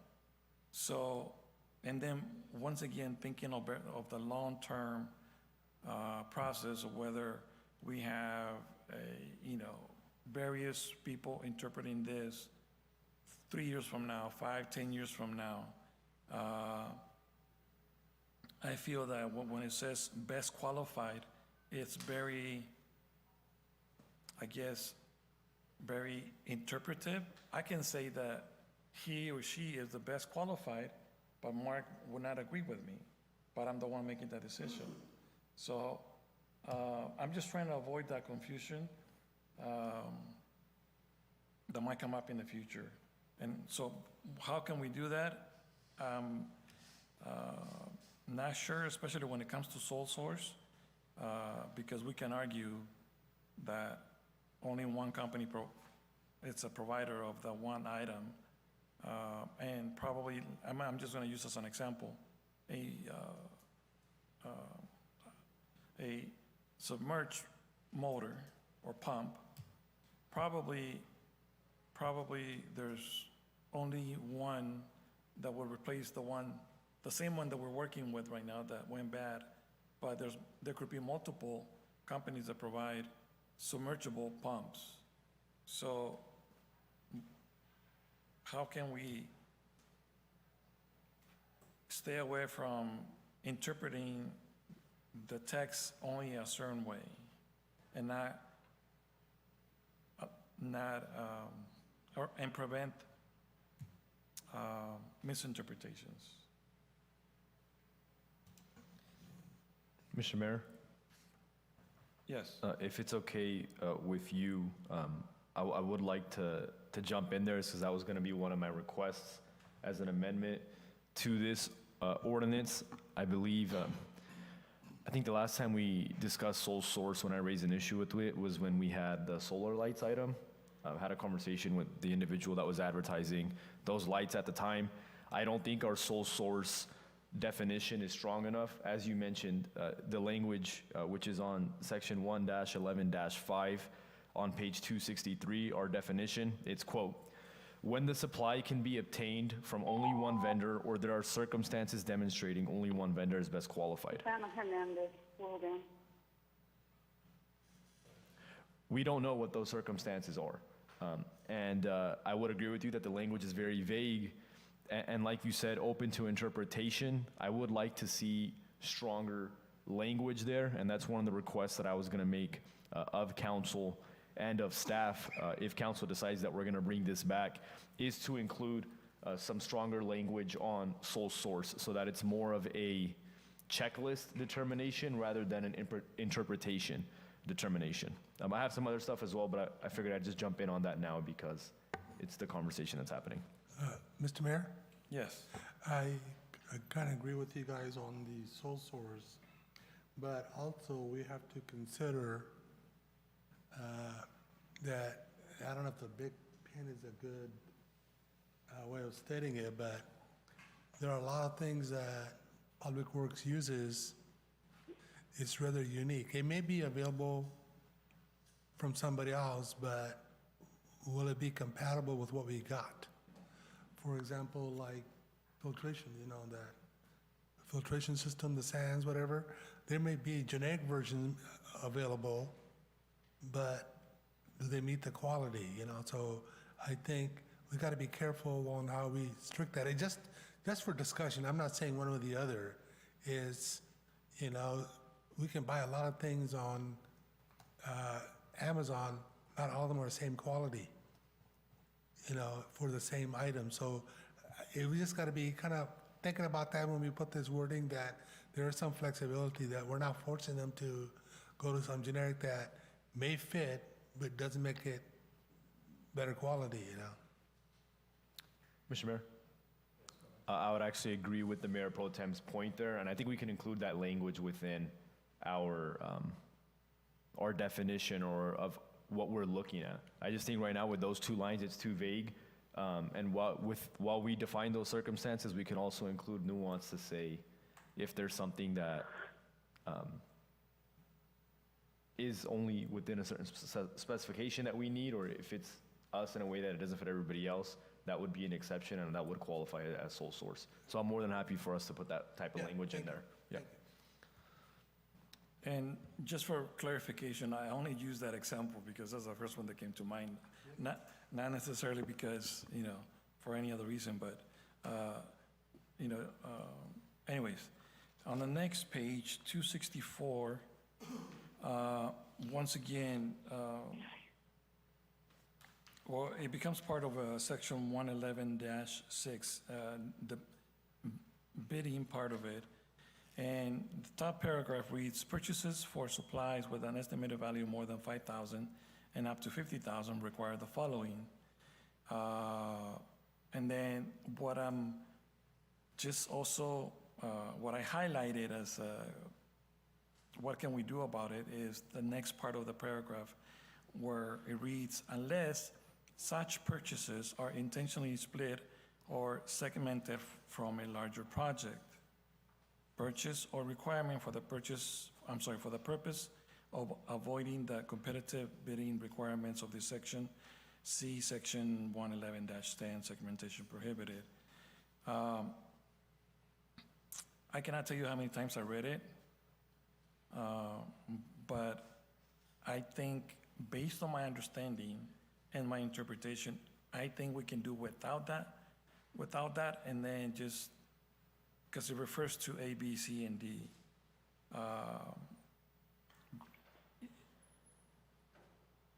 Because it goes back to, unless such purchases are intentionally split or segmented from a larger project. The way I'm interpreting it, maybe I'm reading it wrong, is intentionally splitting or segmented it's okay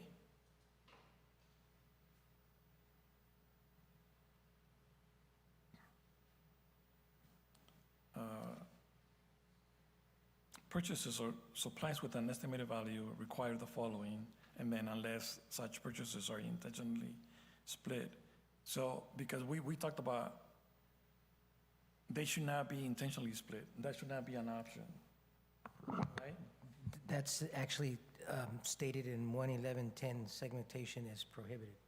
So then, that's what I'm saying, so then we shouldn't have that language there. Because it's giving it kind of like the option, well, we can do this if this, but it's still prohibited in section 11110. Mr. Mayor, Yes. I hear what you're saying there, but I'm reading a couple words after, and I want to ask if this is the nuance that is, because it sounds like it's inherently contradictory, right? Unless are intentionally split, but we have a section where it says split is prohibited. But it also says from a larger project. So does that mean the split only, like this intentionally split language in this paragraph that the mayor is mentioning, does that only apply to quote larger projects and not just all general purchases? Or does it apply across the board? So there's a separate section for segmentation, 111-10 on page 266 that generally states the policy saying that it's a violation to knowingly take action, and that goes back to the intent component. Sometimes it's hard to predict the life cycle of a project or purchase, procurement, things like that. If staff has, I'll take a fake project just to illustrate the point. If, for example, staff anticipates that a certain project will cost $100,000, but again, back to this intentional or knowing language, if it's an intentional split, then that would be governed by section 1-11-10. However, this serves as sort of a safe harbor for unintentional or unknowing would-be violations. So back to this project where at an earlier juncture, it might seem like the sticker price is $20,000, something like that, but upon further investigation, I don't know, the damage to the widget might be more concerning than staff initially thought. At that point, staff would probably bring the item back for council approval, either through a ratification structure of some sort, but that would not, in that instance, be an intentional or knowing violation of the code because it would have been unintentional. Okay, that kind of makes sense. I guess the key word you mentioned was unintentionally. And right below section A, purchases must, whenever possible, and I highlighted whenever possible, be based upon at least 3 bids and be awarded the lowest responsible bidder. What happens, or what would be the scenario when only 2 bids come in? Does it allow it to continue and choose the lowest one, or does it have to go back and we need to have at least 3 bids? So the three bids or quotes requirement assumes that this isn't even close to a sole source scenario. So there are going to be some situations where there's not that many vendors that provide a certain widget, service, or whatever is being purchased. So in that instance, that would likely be something where staff has to make a finding. So I'm looking at the threshold. If we're talking about from the $5,000 to $50,000 tier, that's going to be approved by the city manager or his designee. So if he's only able to obtain 2 bids because nobody else in the world does this or they don't serve the region, that would be something for him to note in his file to say, well, I did reach out to a few different vendors, one never got back to me. The other said that we're not within the service area, or this third one might be far too expensive, double the expense of the other bids, things like that. So all of that would be accounted for in kind of the behind-the-scenes work in justifying any purchase that's made. And I think that your previous information answered my next question already, but let's see.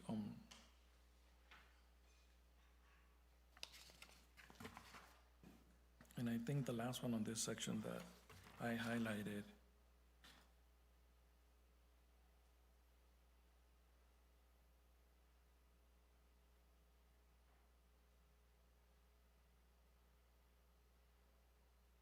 so once this gets approved, whichever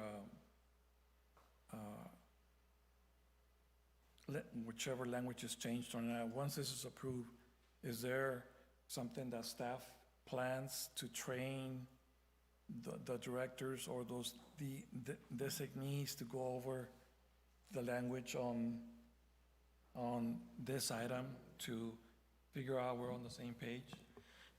Yes, Mayor. We continuously have trainings, and as part of our internal controls, and like we did with UPCA, we reach out to experts and help facilitate all these things, and so we will do the same for this language once it's adopted. Thank you. I have no further questions right now. Council, is there any additional questions on this item? Mr. Mayor? Yes. Yeah, I would like to add some additional comments. On the whenever possible language, I did actually have some questions about that as well. You covered them relatively to the full extent. One thing that I would like for us to explore, and it's actually in our agenda tonight, it's just in relation to a different item, is to include these informal bids in our agenda packet. I actually would like to thank Public Works for putting in the informal bids on the submersible pumps item.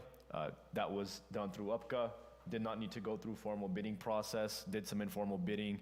It's clearly documented, it's right in front of us to see. And so that, to me, is actually very helpful to be able to take a look at. And I would like for us to explore making sure that we're documenting all of these bids, informal they may be, and when the item is in a public agenda, including that within. So potentially some language around that, I would like to explore that. I also, Mr. Mayor, aside from the sole source language, I mentioned this previously, but I would like to mention this now. I would like to see the city use the City of Merced's model for, I guess you could say, reporting these types of expenditures in public agenda. So city, and it doesn't have to be at a monthly cadence, this is just the way that they do it. I'm open to quarterly, whatever. City of Merced, first meeting of every month, they have a standalone information-only item, no comment, it's just there for review, where it shows all the expenditures that were given out under their in-house authority, similar to this, and then all of the ones that are given out under their Public Works authority. It's not meant for commentary, it's just similar to our warrant item where it's there to present. That is something that I would like for us to explore and get language on. I also would like to flag something to council. Their cap is $25,000 for no informal bids and $39,000 for informal bids. Now, that doesn't mean that they're doing it the right way, because they're clearly a much larger city than us with more purchasing needs, and they probably are exploring raising that. But the reason why I flagged those numbers is because when we had the UPCA discussion, Mayor Pro Tem, I can't remember if you're the one that initially mentioned it. Mr. Roth, it may have even been you. One of you had requested that any item that was $25,000 or greater in amount come back to a public meeting for approval. So even if it could go out for informal bidding, if it's 25,000 or more with the UPCA language, it's still got to come back to a public agenda. Could I get a quick nod from staff? Yeah. And so I'm not saying that we need to do this, but I did want to flag this for you because this is the precedent that's set in the past. This would raise that cap to 50K, and it'd put UPCA and general procurement authority at different levels. And we may want to, if anything, if we're gonna bump up one, probably makes more sense to do the equipment stuff, considering that all of that stuff is consistently super expensive. So I wanted to flag that discrepancy for council as something to consider, and it may be language that we need to amend, whether that is in this ordinance or potentially within the UPCA stuff. if you want to move in that direction. But I think the general comment I'd like to make, Mr. Mayor, is that I have a few items where I would like to see some different language, and I would hope that we can bring this item back with those nuances incorporated. So are you suggesting to be able to include that language, the 25,000 number language on this ordinance when it comes back? Is that? So I'll be honest, I don't have a firm stance right now on exactly what I'd like that number to look like. I wasn't planning on voting for the item tonight because there's other areas where I'd like to see language come back. I just wanted to make sure I flagged that for council because I don't think it would make sense for us to have this number be different than the UPGA number. And if they are different, it probably makes more sense for the UPGA number to be greater because that's specifically for equipment type purchases that are always more expensive than just general stuff that this would allow us to purchase. And so I do think that's a nuance that we need to consider. Open to your feedback on what you want it to look like. I just want to make sure that I flagged it before we walked out tonight. All right. And the other thing that I wanted to mention before I forget it, before I go out for public comment on this and then open the public hearing, how would it affect or in any way if it is stated that the recommendation is to bring this back for the second reading on July 7th. How would it affect if this was brought back to the second meeting in July? It wouldn't have no, well, I don't know anybody. Well, that's why we have the readings. So any comments, any modifications, and so that basically that information has been provided, and language will be provided, new language will be provided at the next meeting, and if it meets, council's prerogative, then it can pass, and if it doesn't, then, we go back to the drawing board and continue it again. Got it. So with that said, I would like to ask council to consider that as well and put it on the language now to bring it back the second week of July, because the first meeting is too close to the 4th of July weekend, and just give everybody a little bit more time to, if there's anything that comes up, have enough time to, and not wait until, afterwards and realize we missed something, or if anything. Council, anything else before I go out for? So at this time, 9/11, I'll go out and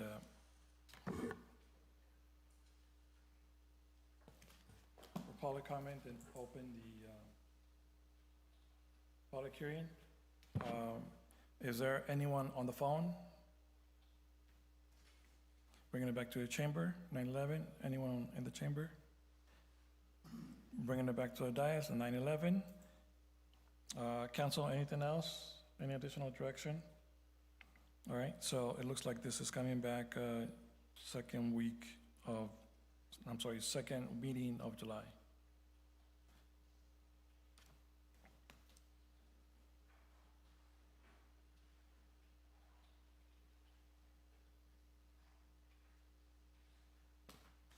Next, we have item number 16, consideration of adopting a resolution amending and/or approving the engineer's report for the Livingston Benefit and Assessment District and the levy of collection of annual assessments within such districts for fiscal year 2026-27, and confirming diagrams and assessment pursuant to the Benefit Assessment Act of 1982 and as provided by Articles 13C and 13D of the California Constitution.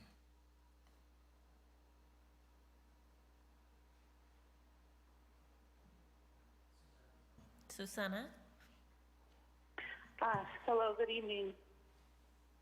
Good evening, Honorable Mayor, City Council, City staff, and members of the public. My name is Susana Hernandez, and I am a representative of World Bank Financial Services. City Council has previously approved the formation of a benefit assessment district, along with the method of applying the fee assessment to properties within the district. The district is comprised of 18 zones of benefit, consisting of district-wide public drainage improvements, and city streets. The levy and collection of these annual assessments is for the maintenance of public drainage improvements within each of the zones. Staff has worked with Wildan Financial Services to assist in the preparation of the annual engineer's report. And the details of how the projects are assigned into benefit zones and the rates for each benefit zone are included in the engineer's report.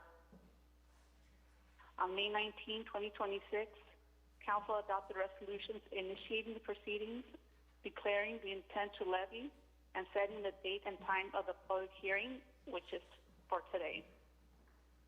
This action requests that City Council open the public hearing to receive testimony. And there are two resolutions before Council this evening to approve the levy and collection of assessments for the City of Livingston Benefit Assessment District. Upon the conclusion of the public hearing, City staff recommends that Council adopt the resolutions approving the engineer's report and setting the annual levy of assessments for fiscal year 26-27.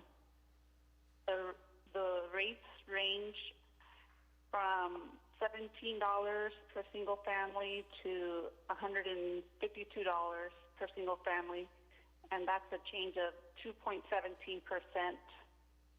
compared to last year based on CPI. So I'm here to answer any questions you may have.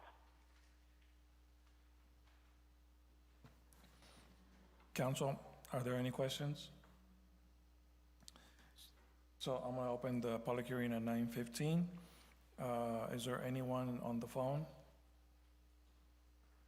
Bringing it back to the chamber. Anyone in the chamber? Bringing it back to the dais. Council, anything else? Well, thank you. It looks like everything looks okay. No questions? All right, so I guess we're moving on to the next one. I think you're also on this one. Consideration of adopting a resolution amending and approving the engineers. I'm sorry, go ahead. We're not gonna vote on this? Yes, thank you. Yeah. All right, okay, council, any motions? Mr. Mayor, I motion to approve. Item number 16. Motion on the floor by Councilmember Roth. Is there a second? I will second it. Second by Mayor Pro Tem. Roll call, please. Roll call, Councilmember Roth, Yes. Councilmember Paul, Yes. Councilmember Wallace, Yes. Mayor Pro Tem Semra. Yes. Mayor Moran. Yes, Motion passes by a vote of 5-0. thank you. Next item, number 17, consideration of adopting a resolution amending and/or approving the engineer's report for the citywide consolidation landscape maintenance assessment District 1 and the levy and collection of annual assessments within such district for fiscal year 26-27 and confirming diagrams and assessments pursuant to the Landscaping and Lighting Act of 1972 and as provided by Articles 13C and 13D of the California Constitution. Hello again. This district is similar. The previous district that was approved was for maintenance of drainage improvements. This one is for maintenance, servicing, and operation of landscaping improvements. So it's under a different legislation. It contains 26 zones of benefit, and the levy and collection of these annual assessments is for the maintenance of various landscaping improvements within each of the zones. Staff has worked with Wildan Financial Services to assist in the preparation of the annual engineer's report, and the details of how the projects are assigned into benefit zones and the rates of each benefit zone are included in the engineer's report. Similarly, on May 19, 2026, Council adopted resolutions initiating the proceedings, declaring the intent to levy, and setting the date and time for the public hearing, which is scheduled for today. This action requests that City Council open the public hearing to receive public testimony, and there are two resolutions before Council this evening to approve the levy and collection of assessments for the City of Livingston Landscaping Maintenance Assessment District. Upon the conclusion of the public hearing, City staff recommends that Council adopt resolutions approving the engineer's report and setting the annual levy of assessments for fiscal year 26-27. The rates also range by benefit zone depending on the budget needs, and they are at a 2.17% increase compared to last year as well. And I'm here to answer any questions you may have concerning this as well. Council, any questions? Seeing none, opening the public hearing, 9:18. Any questions on the phone? Bringing it back to the chamber. Any questions in the chamber? Seeing none, bringing it back to the dais, 9:19. I will entertain any motions. Mr. Mayor, I'll motion to approve. Motion on the floor, Councilmember Upal, is there a second? Second? Mayor Pro Tem, second. Roll call, please. Roll call, Councilmember Roth? Yes. Councilmember Upal? Yes. Councilmember Wallace? Yes. Mayor Pro Tem Samra? Yes. Mayor Moran? Yes. Motion passes by a vote of 5-0. All right, next we have item number, Thank you. God bless you all. thank you. Yes, so we have, next item is item 13, which is the adopting of a resolution, hold on one second. Consideration of adopting a resolution ratifying a public improvement and reimbursement agreement with Self-Help Enterprises for the construction of interim phases 1 and 2 of the Winton Parkway Extension Project, and authorizing the city manager to execute all related documents. Yes, Mr. Mayor and Council, a little bit of background on this particular project. It's been a project that the city has been working on at least probably since 2008. I'm not aware of anything prior to that. And staff has been working on this. We actually went after a couple of grants, Tiger grants. We were not successful. And fast forwarding, we have a great partnership with the school district and Self-Help Enterprises. And Self-Help Enterprises and their leadership has come forward to actually take the lead on this particular project and use their, they identified a contractor for site. Staff worked on a traffic study, has worked with engineering and the other departments, and have identified percentages for the different parcel owners. There are actually 5 parcel owners if we include the city. The Livingston School District, Castle Assets LLC, and W&B Spicer Properties, and of course, the Livingston Unified School District. And we are, staff has worked with all of these different parties in trying to bring this project into fruition. The total cost of the project is $2,039,021.74. This includes signalization. This is only for 2 lanes. Of course, it's ultimately, the ultimate build-out is 4 lanes. But this, again, does have the signalization off of B Street and 2 lanes. And we've presented the reimbursement agreements in draft format and form to the different parties. We feel very confident in that this project will move forward. The city is upfronting the funds, looking for reimbursement when they decide to build on their project. And again, these are the percentages, and we look forward to completing this project.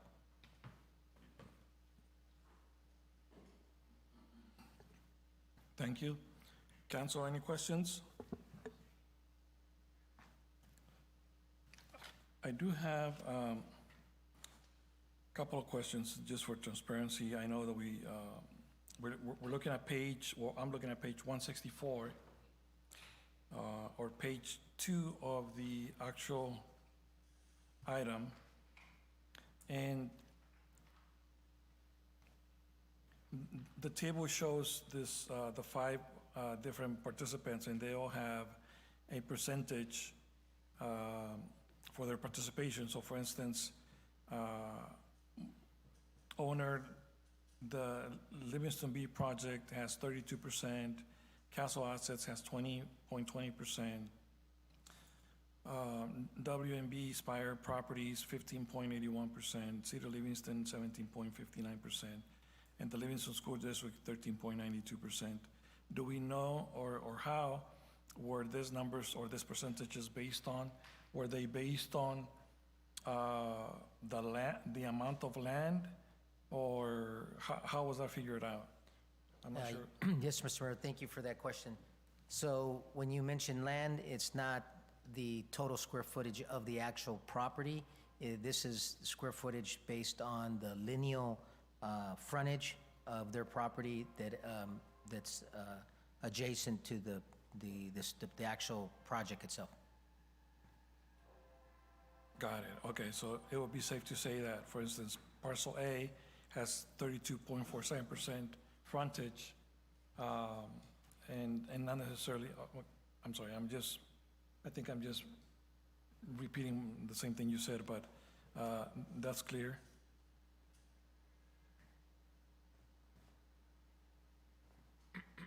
I'm looking at my notes real quick.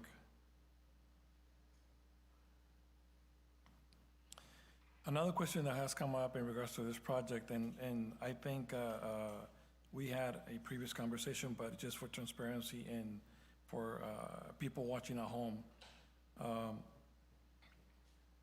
this project, once it's completed, is not only going to benefit the properties of these 5 different participants, in this case including the city, but the other 4. My understanding is, and based on previous conversations, was that eventually when this project goes through and is completed, other projects near this area that will benefit from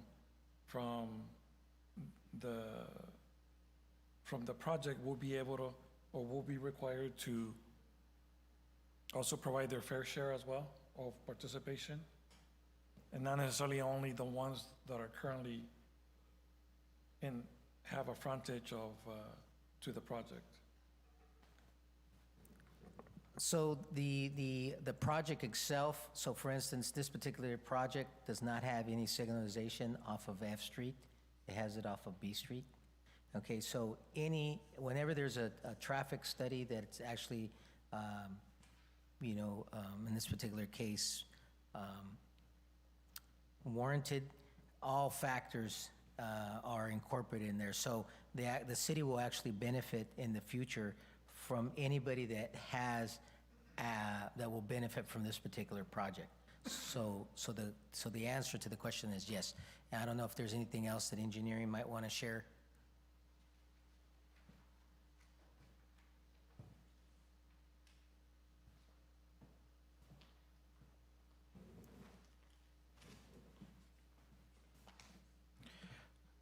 Good evening, Mayor, Council.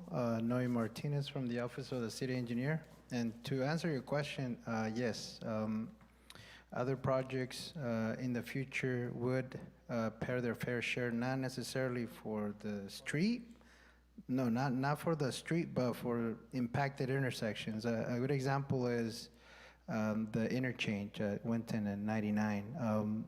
There have been several projects in the last 5 years that have actually contributed to the future improvements of those intersections there, because they are getting impacted significantly with traffic. So like City Manager said, every project is required to do a traffic study and to determine where they're creating impacts. And it's mainly at the intersections that they would contribute for. Okay, so if this project was built tomorrow, we're looking at roughly an estimate of $2 million and change. Those new projects that would come on board near that area a year from today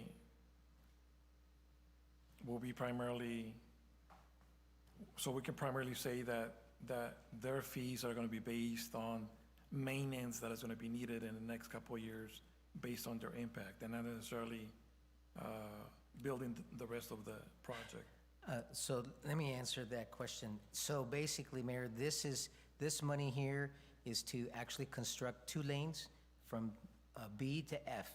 So whenever there is any of those parcels that are not currently developed, they'll go through the proper entitlement process, zoning if they're looking at changing their zoning, and then any development impact fees, that's separate and apart from this particular project. Any conditions are also set forth in at that time, whether it's 5 years from now, whether it's 10 years from now.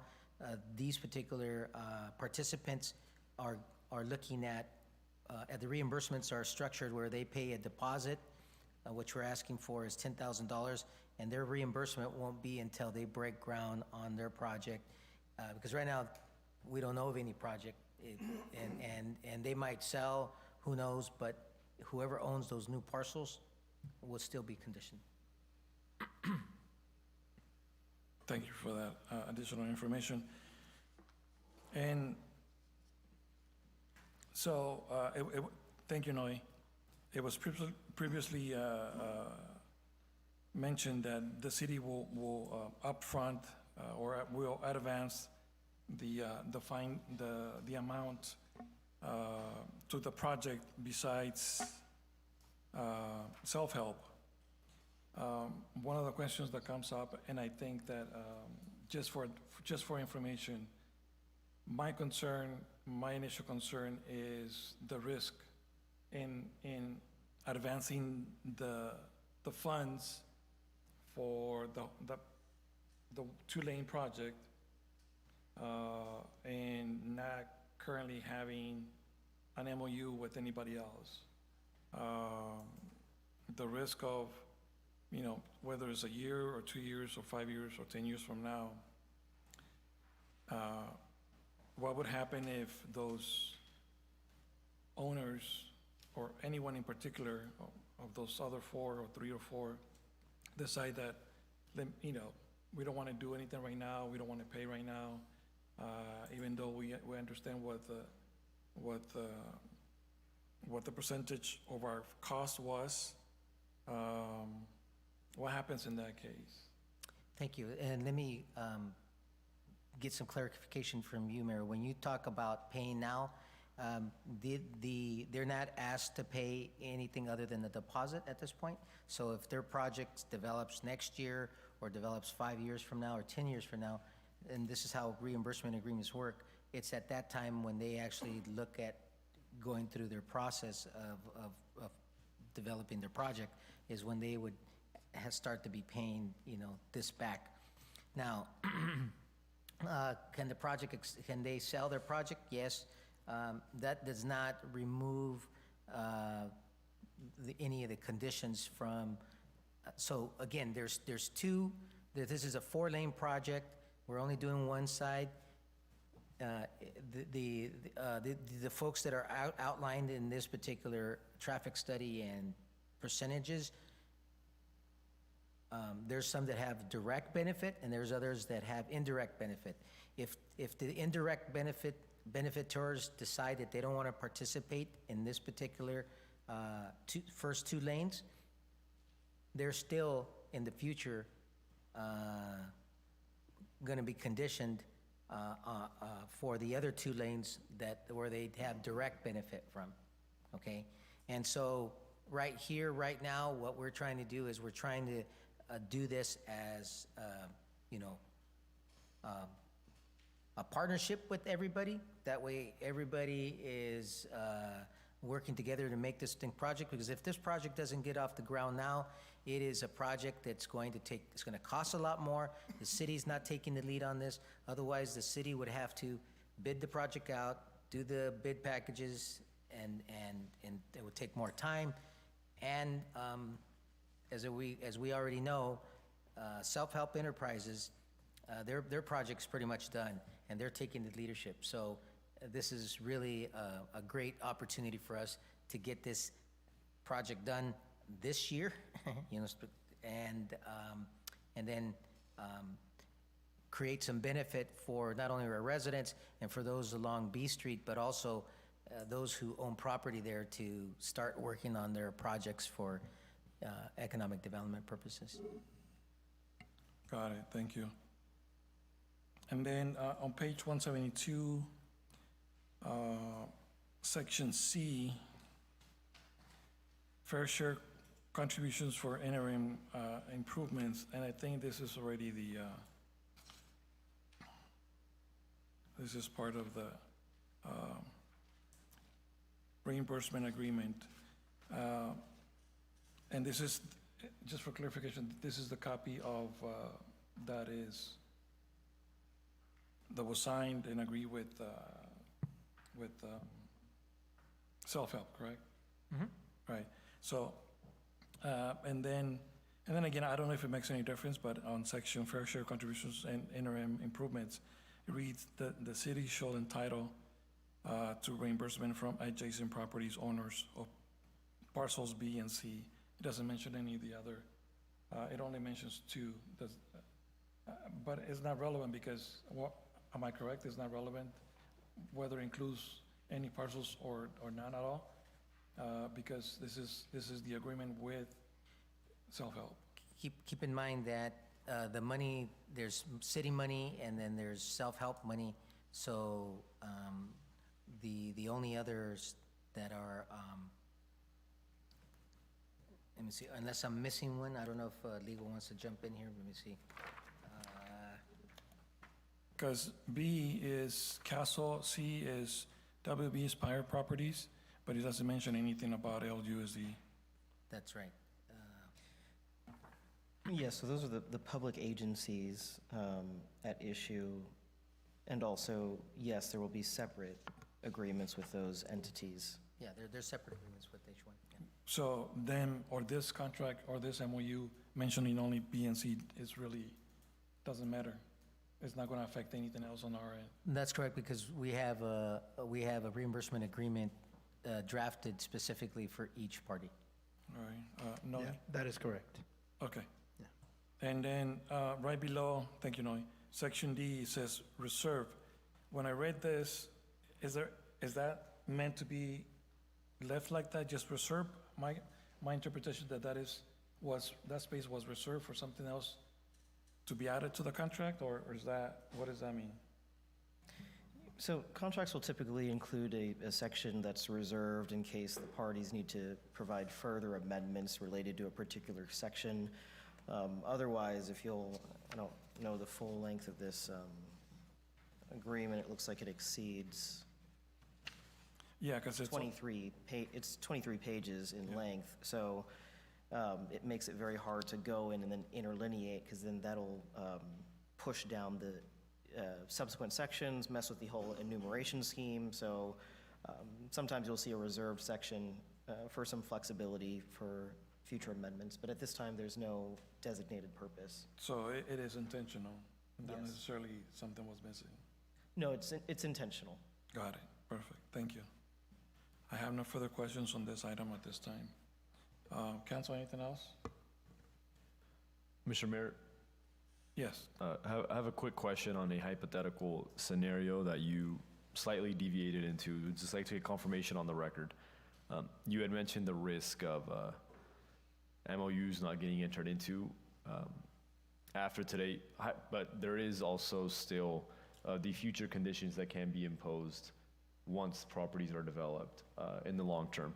And so hypothetically speaking, if MOUs are not entered into with the remaining property owners after tonight, however, in the future, those properties, when they're developed, could the city impose conditions that would require not just work on the two new lanes, but also reimbursement for these two lanes?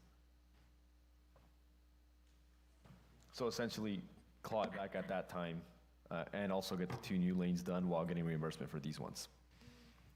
Thank you, Mr. Hooper, for that question. So is there an opportunity to actually put the actual street on the screen? If not, that's okay. So I mentioned, Mr. Hooper, that there is direct and indirect. So in this particular case, and I'll be very specific, parcel B and C,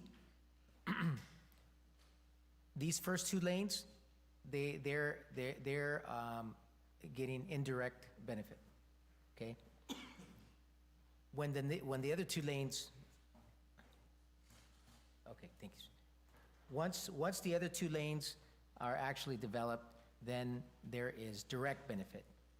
And so if parcel B and C decide that they do not want to participate in this partnership that we worked with them from the very beginning, they're entitled to not say no if they want to, okay?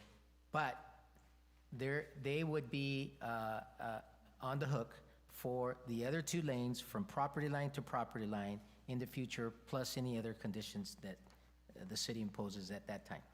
But they're great stewards. They've been participating in all our discussions to date. And if the city decides, the council decides that they don't want to move forward with this project, one, participant A on parcel A, their project is pretty much done. Their fair share would be at risk. This is a project that was resurrected, actually, and I'm very happy to report that the city was able to get parcel A, parcel B, parcel C, and the Livingston School District all come together to try to make this project come to fruition in a short window of time, and the city attorney's office to get all these different agreements because of the small window. So if the council decides that they don't want to move forward with this project, I don't anticipate this project being done. And again, this is just my own experience, guess. It's probably going to be 5 to 10 years down the road. And it's going to be a lot more expensive. And I don't really see how the landlocked property owner that owns parcel C is going to be able to come up with the funds to be able to do from F to B. Because in this particular case, parcel B owner has access off of F Street, school district has access off of Robin, and of course, self-help, we already know, south of B. So, quick piggyback. You mentioned that while those two specific parcels currently don't have direct benefit, once the city paves the road through, they will have direct benefit, and future developments would impose then assistance with 2 new lanes and any other conditions that we might impose. In that any other conditions piece, could that include reimbursement for these current 2 lanes, assuming that reimbursement did not come at a prior date? No. Okay.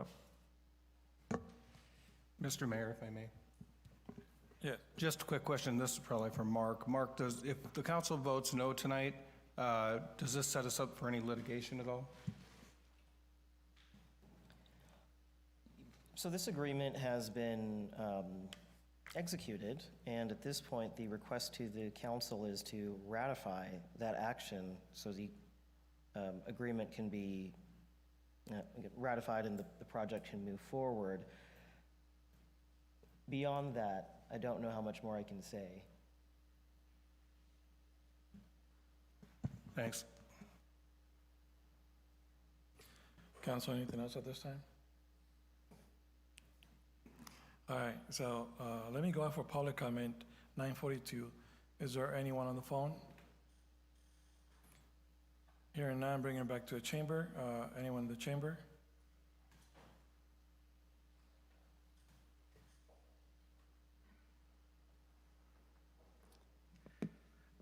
Dio Castillo. I'm one of the neighboring parcels on this project.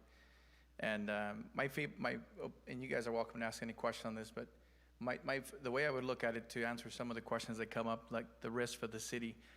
I was at an economic development meeting this meeting with the city, I was at an economic development meeting this morning with the city of Turlock.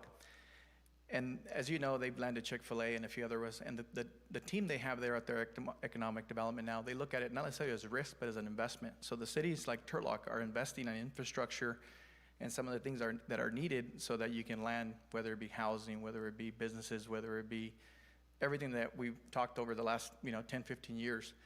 So although there is some risk, whether let's say I develop it or someone else develop it, that this at some point the city, as long as you guys have the right team and you guys have water, because for example we tried to develop this piece and we were willing to do the entire project a few years back. The answer or the response we got back then from the team that was here was, there's no water, you guys can't move forward. So just the way the city of Livingston would have to do an investment on this, developers like myself, we've been investing in the city of Livingston for years. I mean, you were part of, as you're aware, we just got a project approved that should have been very simple, a year project, took me 6 years, and we're still gonna move forward with it. So the truth is, there is some risk, in my opinion. If you zoom out a little bit, let's say this gets done, then there's other parcels down the road on Winton Parkway that are buildable lots that you can maybe house 60, 80 homes, that one of the conditions could be for the city to ask for their fair share based on the traffic study. It's very difficult for a developer or business to come and say, hey, we're gonna provide all the infrastructure for the city when there's other towns north and south of us that are investing in their cities, that are providing that infrastructure, and are aware that once the businesses come in, once housing comes in, I mean, we pay impact fees, so it's not like it's not like the city's not gonna get their investment back. Also, let's give an example, like that piece that's getting developed right now, there's 86 units. I'm pretty certain the tax roll increased substantially from what it was, the last 20 years without no housing.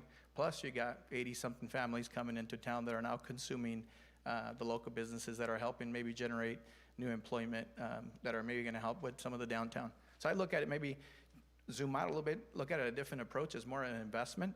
And I believe there's a lot of ways for the city to recapture this in the future. And I don't know if you're aware, because you weren't part of the council when this happened, but one of the reasons self-help, and I don't know, I'm not as involved, but because I'm not involved with that project, but with the little that I've heard, because when self-help originally came to the council to get that project approved, there was some pushback, there wasn't maybe collaboration with who was here, so they decided to go the fast track route. So the self-help does not have to participate in this project. They're doing it because they want to help the city. But the truth is, they have access on B Street, just like I have access on F Street. Like the project we own is currently zone R1. I can do 26 houses. I have access on F Street. My traffic study would say that I have plenty of access for the 26 houses. Now, I did put in to get rezoned as a general plan update. There'd be a possibility down the road of maybe doing 100 units. And if we do that, then obviously the percentage that's being asked is more feasible or attainable with 100 units than it is with 26 houses. Does that make sense? But ultimately, that's not my decision. That's up to planning, that's up to engineering, that's up to council, that's the people on the other side of this, that say, yes, there is water, there's no water. So I don't know if you guys have any questions, but just to give you a different perspective, again, today in Turlock, the reason they're landing a lot of the things they're doing is because they're investing in their city with the idea that they're gonna, there's risk, but the idea they're gonna land the businesses, they're gonna land the housing that in the long term is actually gonna pay back dividends. So I don't know if that makes sense. Thank you. Council, any questions? No. Thank you. Appreciate it. Is there any additional comments in the chamber? Seeing none, closing the citizen comments at 9:47, bringing it back to the dais. Council, any additional questions, comments, recommendations? Mr. Mayor? Yes. Say something? Mr. Mayor, unless there's no comments, I'll make the motion that we adopt the resolution ratifying the public improvement and reimbursement agreement with Self-Help Enterprises for the construction of the interim phases 1 and 2 for Winton Parkway Extension Project, and authorize the city manager to execute all related documents. I'll second that motion. Thank you. Motion on the floor by Mayor Protem, second by Mr. Wallace. Roll call, please. Roll call. Councilmember Ross? Yes. Councilmember Upal? Yes. Councilmember Wallace? Yes. Mayor Pro Tem Semra? Yes. Mayor Moran? Yes. Motion passes by a vote of 5-0. Thank you. Next, we have item number 20, which is consideration of adopting the resolution adopting the annual budget for fiscal year 26-27 and the appropriation limit for fiscal year 26-27. Item number 20.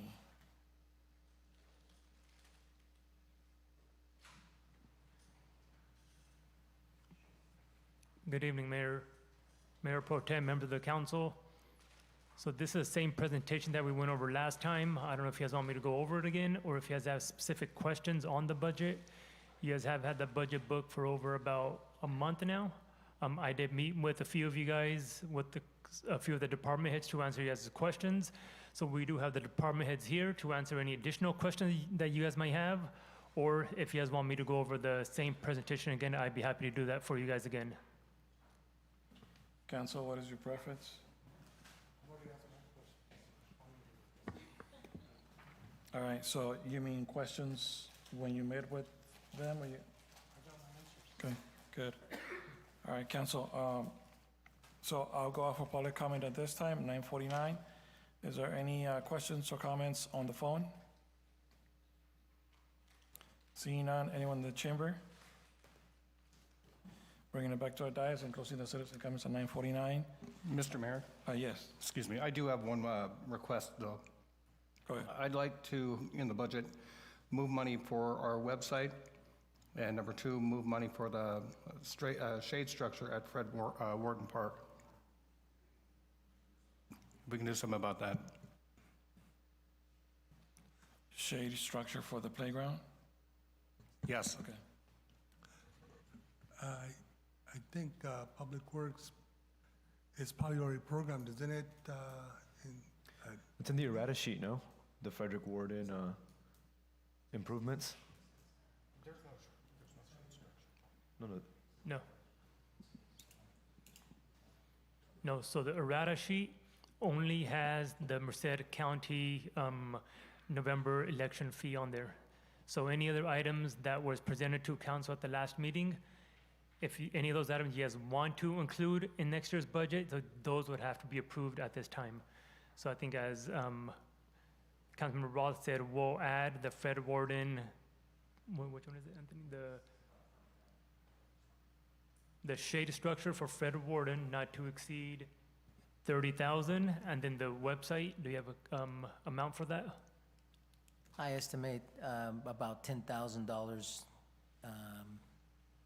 and maybe some savings that we might get if we do. Yeah. So when the council approves the budget, so I think on the resolution, yes, we just have to include the errata sheet to include those 3 items. And then also I would request that we do a do not exceed limit on those 3 items as well. Yes, Anthony.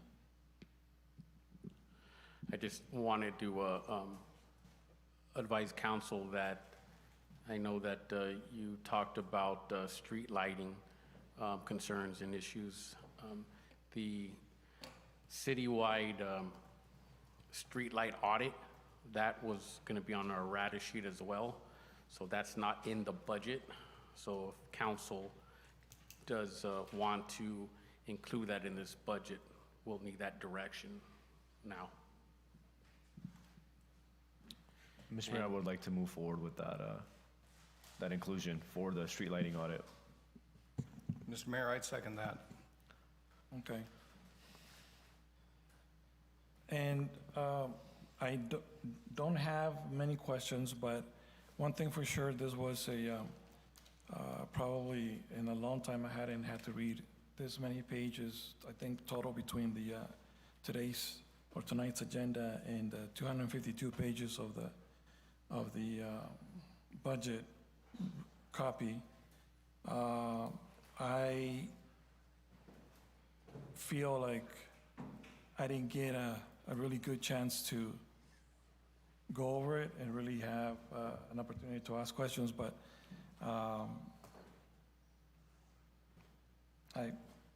I'm not sure how I feel and how am I going to vote on this, because I think it's my fault of not having enough time to really look through it as I normally do. You know, having a chance to read it at least a couple of times. But I just wanted to make sure I mentioned that. But thank you for the work you guys have done on this, and Council, anything else? Yeah, just so you know, Mr. Mayor, I want to thank our staff.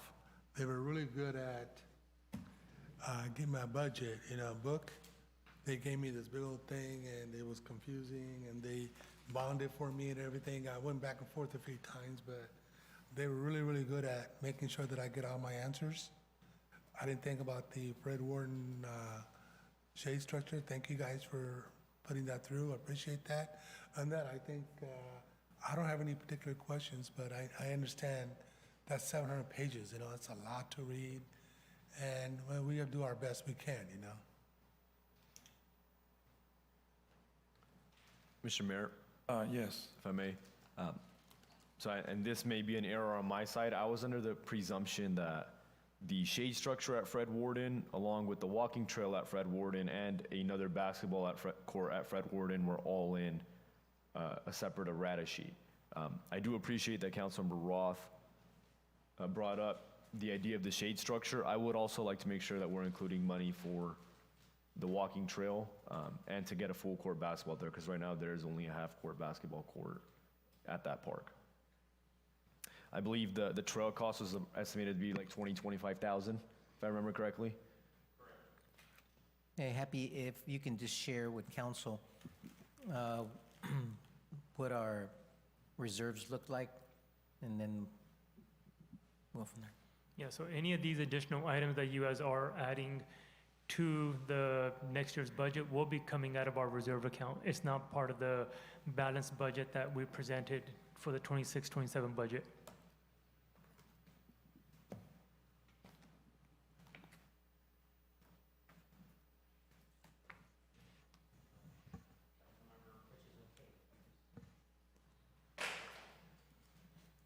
Councilmember Paul, you said the walk path of Frederick Warden, the basketball pole and backboard at Frederick Warden as well? Yes.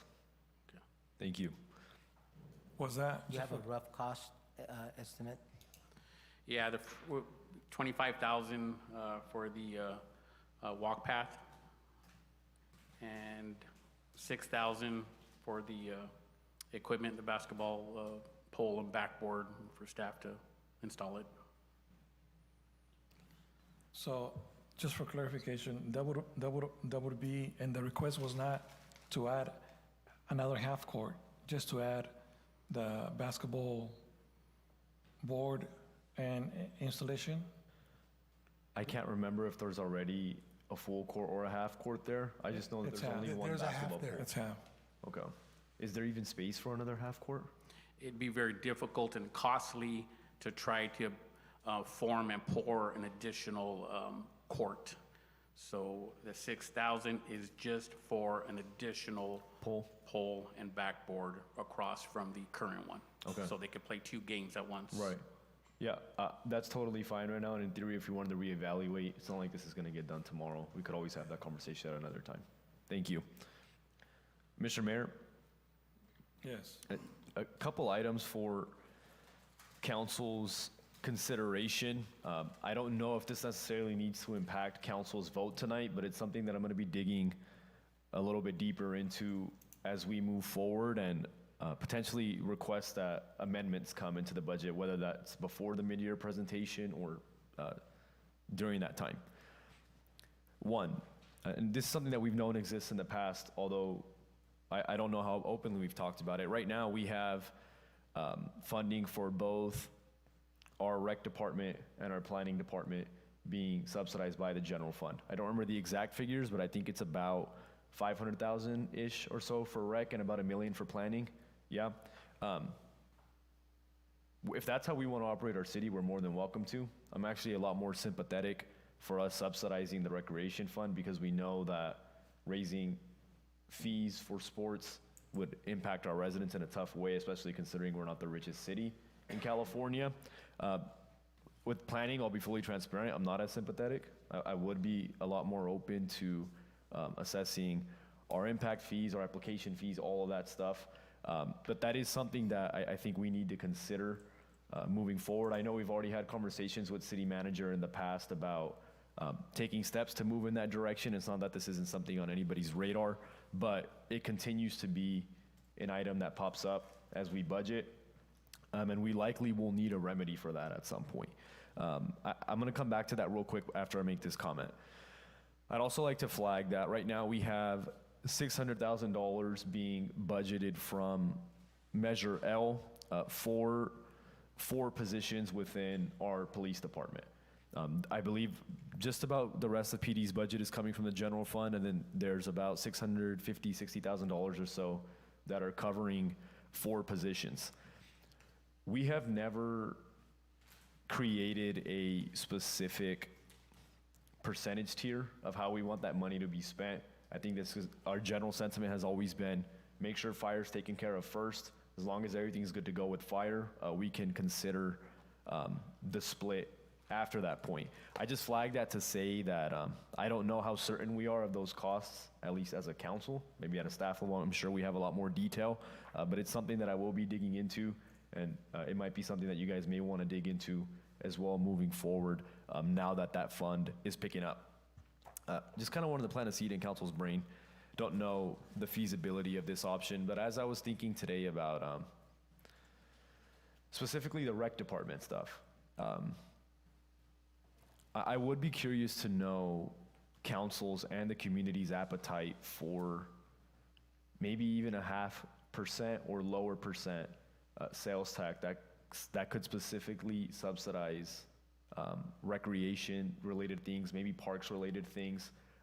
Fresno, I don't know if it's Fresno City or Fresno County, but they had a measure, I believe Measure P, get put into place a few years ago, and it's been wildly successful in terms of the funding that they've generated from that. And I think considering the fact that we know that raising rates for sports is not something that we probably ever want to do, again, just considering socioeconomic status of our community, we should find another way to lower the burden of our general fund that's essentially subsidizing those rates. And my thinking with that is kind of like, why not make everybody that's coming into the city off the 99 pay for our rec department and our parks rather than us subsidizing that out of our general fund? So it's a thought that popped in my brain earlier today. Would definitely want to hear your thoughts on that going forward. I mean, we don't have to discuss that in detail tonight, but that could be a potential remedy to this without placing the biggest burden on the parents that are trying to get their kids to play sports at an affordable rate. So just wanted to plant that seed and potentially have that conversation moving forward. Mr. Ruppel, thank you for making that comment. As wonderful as it is with the grants that we received and the fact that we're going to be building a new gymnasium and all of that, means that there's going to be additional costs for the city for the different programs, everything from maintenance and operation to utilities and programming. And so, staff has been thinking about all of that, and into the future. And so, a dedicated half-cent sales tax or 1 sales tax, if there's capacity, for the city to, or the public to be open to that, that there's going to be more revenue that we're going to have to identify to keep these programs growing beyond what we currently have in place.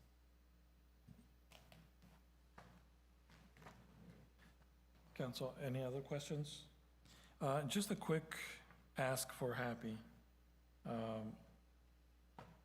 And if you could summarize it in just do a quick summary, looking at the final impact, and this primarily for people that are watching at home or anybody else that didn't get a chance to read the 252 pages of the budget, can you share a little bit of the idea behind it and how can we explain when the total estimate revenue for all city funds is $66.7 million, and then the estimated expense for all city expenses is $10 more million, 76.7. So the difference of the 10 point some million dollars is tied to capital projects.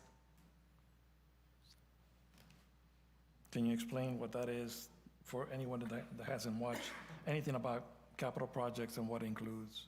Just real quick, I mean, you know, Anthony or Noe. Noe's tired.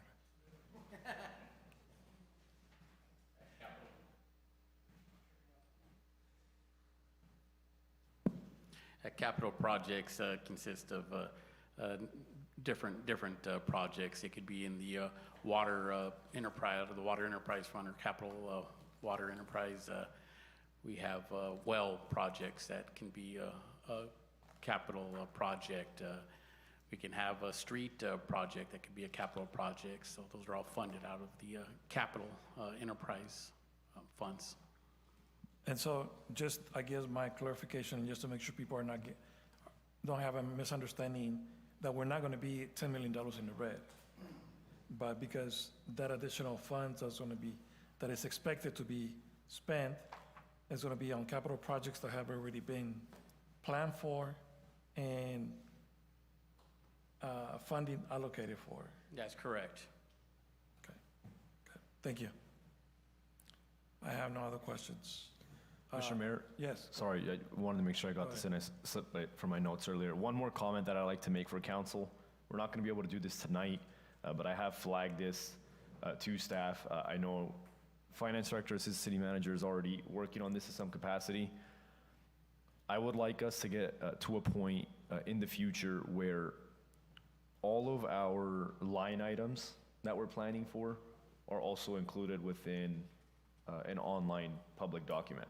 Right now, when we look at our budget, we see items such as like equipment, contract services, all that stuff.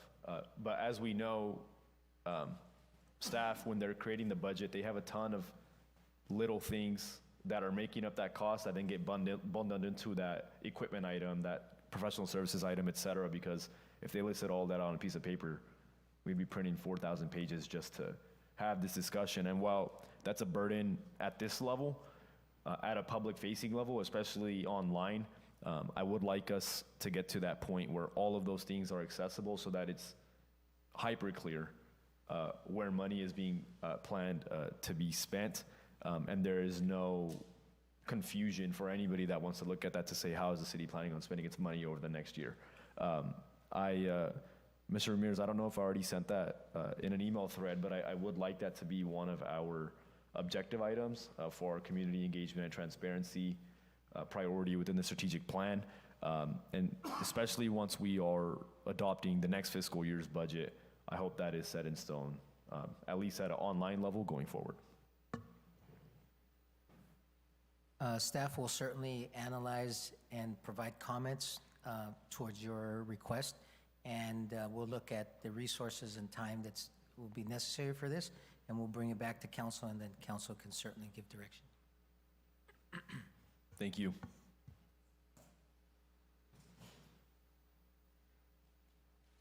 I think I haven't gone out for public comment yet. No. So this time, I did? Yes. 9:49, okay. So are there any additional comments? Questions, requests?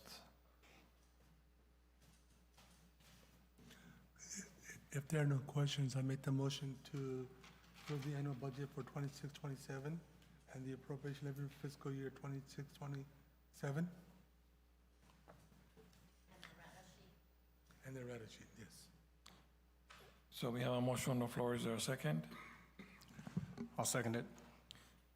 Second by Councilmember Roth. Roll call, please. Roll call, Councilmember Roth, Yes. Councilmember Upal, Yes.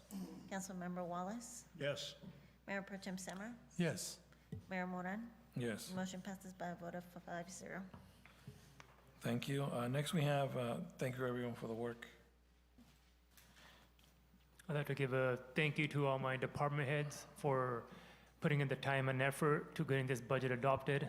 Thank you, council, for getting this adopted on a timely basis. I appreciate it. Thank you.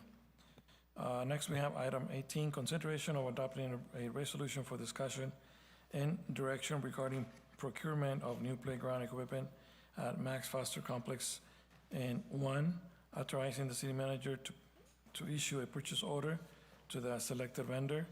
2, authorizing a 10% contingency to the purchase order. And 3, authorizing the city manager to execute a purchasing agreement.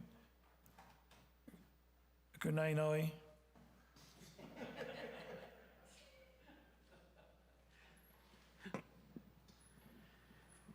Good evening, council. It's me again, Anthony, Public Works. I'll make this quick, council. Council, back in March, I brought a staff report before council for playground procurement for Max Foster Sports Complex. Council did provide direction to obtain some quotes, bring back some quotes that included a swings and the playground equipment. So I'll go over that with you now.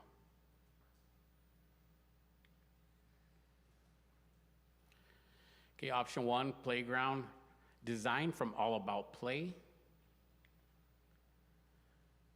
Age group 5 to 12. So the aerial view looks like for option 1, playground.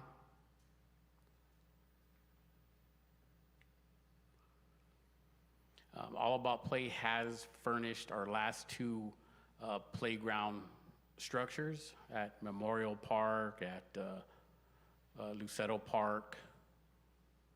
We're very familiar with their equipment.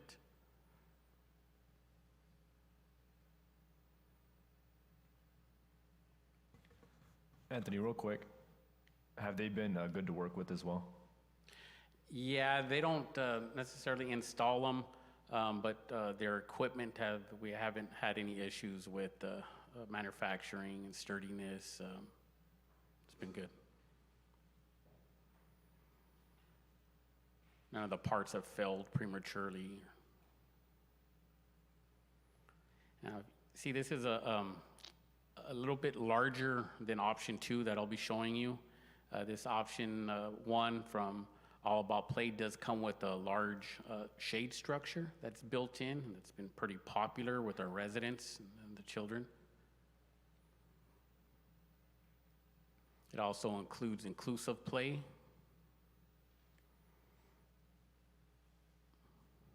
Here around the edges.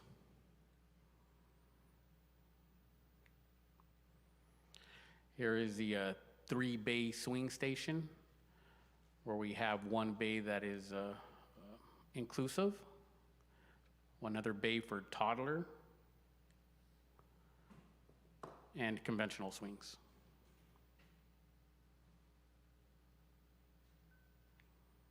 Again, this is they came back, All About Play came back and did not remove any of the equipment that they had listed in the first proposal. They kept all the equipment the same, and they added the swings.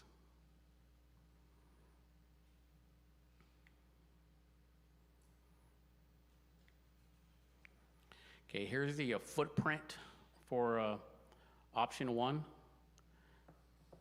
So what I'm seeing here is we're gonna have to trim this tree back, and potentially, depending on the roots we're seeing, we might have to take out 1 tree for option 1, All About Play.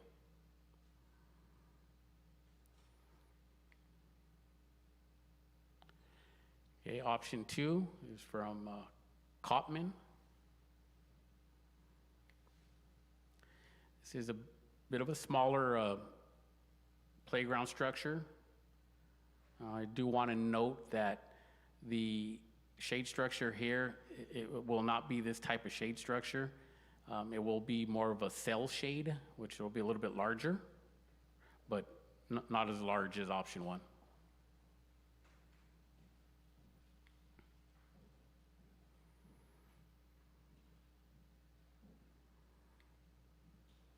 Here's some of the inclusive play.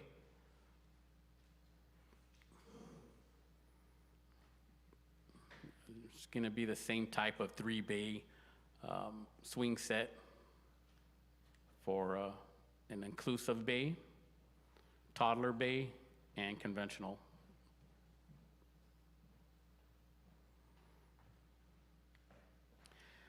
This footprint is a little smaller, like I said, compared to option 1. We have not worked with Cotman Play before. And again, comparing shade structure, it's not going to be that type of shade structure that they're offering. It'll be a tiny bit bigger, a cell shade, but not as big as option 1. That's what the footprint looks like for option 2. Here we could, we're just going to be able to get away with just trimming trees.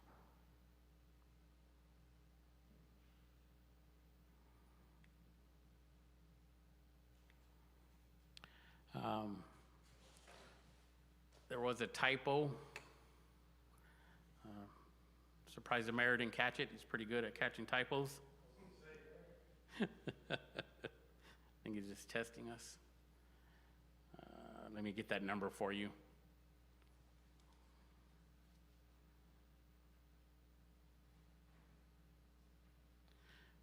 Okay, so the math didn't math right over here. So the total here for option 2 should have read at $91,770.54. I did let our city clerk know to make that adjustment. So this is with a 10% contingency added in. So we're looking at $127,529.18 for option 1, to all about play, and for option 2, $91,770.54.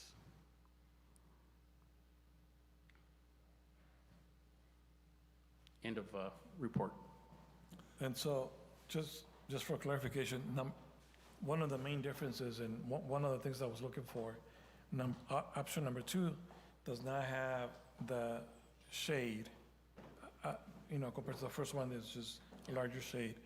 But what would you say roughly, because we've been doing this a little, or you've been doing this, what would be a rough estimate cost for it for a separate, probably a separate project to install shade? So this particular option, it will not come with this type of coverage for shade. It will have what's called a cell shade over these 2 areas right here, which is going to be bigger, a larger footprint, but it's not going to be as large as option 1. So I'm going to guesstimate, if you want estimation for a number. He's asking if you were to take this and put it on the other one, which would it cost? Well, let me go back. It's all different design. Yeah, so let me go back, I know, the shade for, So Mayor, on the Fred Warden Park, we talked about the shade structure, and there was a $20,000 cost. or how about something similar to the shade at Arcillion Park, which is a pretty nice size? So that would be redesigned. I would need to take that back to the designer and go through the whole process again, because now we're talking about a different footprint, and there's fall zones that need to be, we need to be mindful of fall zones and structure, because you'd have to concrete in and put footings in right to hold the shade fabric or the structure that's over the top. So we'd have to get it sent back into Yeah, and then, so, second scenario, and would it be any different as far as cost? And if we buy, so let's say that we go with the one without shade, which is this one, option 2, and then later down the road, we independently plan for shade. shade purchase separately, and then we have it installed separately? Oh, we can, but we just got to be mindful of trees that are in the way, sidewalk, the concrete here, but that's a possibility of coming back later and seeing where we can add shade, but we just need to be mindful of, like I said, where the shade is going to be footing, where the footings are going to land. Yeah, and if we 'cause- have enough room. Yeah, because I really like the larger shade, like in Arcillium Park. I'm just looking at, instead of delaying it, if an option, if it's, but if it becomes more difficult on your end, then that's why I'm asking. It does get a little more difficult and time consuming, and it'll take some more staff time going back and forth and asking for renderings and fall zones and to make sure we're in compliance with the equipment added in. Mr. Mayor? Yes, go ahead. Yeah, I agree with you. I live across Arcillion, and I've seen all the little rugrats out there all day long. Especially on hot days, that shade not only provides direct shade for them, but also keeps the equipment a lot cooler. So I think we need to, especially around here, because a lot of the kids play during summertime, when they're out of school and stuff. And I really think, even if we have to go back, we should look at a full straight structure shade like we got at Arcillion. I think that's really important. The only thing that I want to make sure, that we don't affect any of the trees currently there, because in a way it would defeat the purpose. But maybe looking at a shade that can go and play along with our current trees on the area. And then especially if we're looking at a $30,000 difference between the both options. Yeah, I would estimate we're looking about 20 to, depending on what size of coverage that we're looking at, we're probably looking somewhere between 20 to 30,000 to do this after the fact.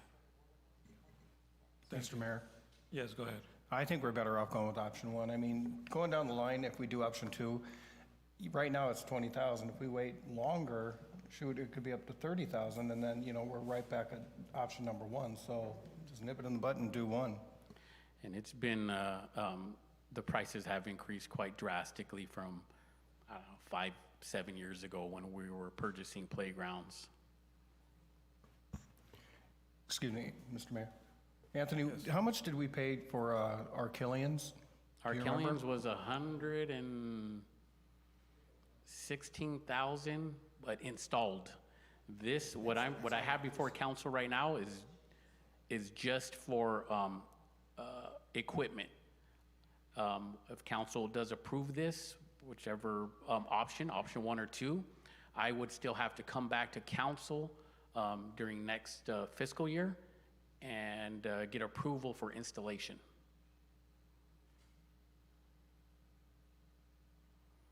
If you were to go back and get some additional renderings with the shade instruction in place, time frame, what are we looking at? It'll be next fiscal year for sure. Like So next we're month? probably looking maybe, I would say at least 2 months. Really? Yeah. Man, they work slow. What's wrong with them? It's just, all they gotta do is just go on the computer and add a little shade in there. Click a button. Because they'll want to upsize this and sell us because it's built in.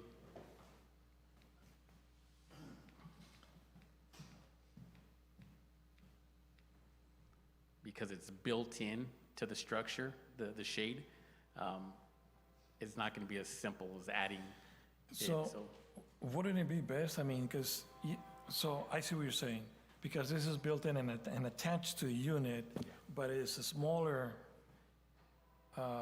shade, I'm always going back to Arcillion Park. I really like the larger shade.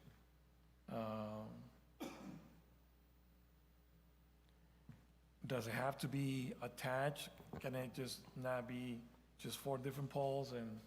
It does not have to be attached. If that's something that council wants to look at, and we can, staff can go back and communicate with the manufacturers. Mr. Mayor. So quick question for Anthony one more time. You were talking about the same thing. So can it be separate and apart to the whole area of the structure or the equipment? As long as we have the room to do that, and there are no limiting factors, such as trees, such as, I don't know, utilities. Can you go back on that picture of the footprint to see that shows the trees nearby? You know, just right there. I mean, from here, from this view, it doesn't seem like it's really going to be an issue with any of the nearby trees. So it's a little deceiving there. It looks like there's room there, but there'll be overhang here and all through here. So if you're gonna put 4 poles and sink them in, you're not gonna be right, you know, you're gonna be on the edges. All right, so this is what I'm thinking, and it doesn't have to be, and I understand where you're coming from. It doesn't have to be like right on the edge. I mean, it can even be like 3 or 4 feet in, away from that footprint to where it's even going to be, 10, 15 feet away from any trees. I'm just looking at a way to have more shade for the kids in any of the areas of the playground, because whether they are on the swings or whether they are in the little structure. And then again, even the other structure that has a built-in shade, it's really only covering, it's the centerpiece, not necessarily anything to the outside. And I believe that's the way our Kellyan is as well. The swings aren't covered over there. Okay. Well, maybe we can cover the next ones. So, at this point, I personally would like to see other additional options, whether it's a larger structure, shade structure, and like I said, it doesn't have to be all the way at the edge of the footprint. It can be a little bit in, whether it's 3, 5 feet in. Just looking at the opportunity. I mean, because if we're going to do this project and it's really the difference is $10,000, $15,000, $20,000, we might as well do it better for the kids in that area. That's what I'm thinking. Anthony, or Mr. Mayor, sorry. Anthony, if we just paid for the equipment option number 1, and could we go out for a bid for a cover later on? I would have to ask the manufacturer to possibly see if the current shade structure that comes with it can be removed, or would you want that on there for the time being until another type of shade structure is identified? Well, me personally, I would think that we would have the whole area covered without that one. I mean, we don't need to, but if we can take that awning off and then get a separate bid, unless it's part of the structure. I guess what the council's saying, Anthony, is we can certainly look at buying the equipment and forego the shade structure, and at the same time, look for different bids from different vendors on shade structures. And then we can basically have 2 things going simultaneously, so that when one is completed, then the other one can be added. That way it's... Yeah, this might be a little more efficient and better as far as overall, is just commingling both, wrapping up both the procurement and the installation all in one. And it looks like I'm hearing a consensus of shade, take off the existing shade if possible, and install just a standalone shade cover over the somewhat entire playground, as much as we can. So for council, taking the shade out of the picture, the way it's pictured right now, which option are you more in favor of, option 1 or option 2? Mr. Mayor, Yes. I would say 1. Me too. Anthony, can you show us option 2 one more time real quick, the bigger picture? Right there. Now, what is that thing on the left corner? The very left corner with the kid standing in front of it? Now, I walk my dog a lot at Gallo Park. There's nothing over there. There's no shade. Everybody uses all that equipment there. I don't know what that is with those little punch boards, but I have to agree, option 1 has got to be best, because I have no clue what that is, and I don't see anybody would be using it. It's 'Cause for they use the heck out of Gallo Park, everything. This is inclusive play for sensory development for like children with autism.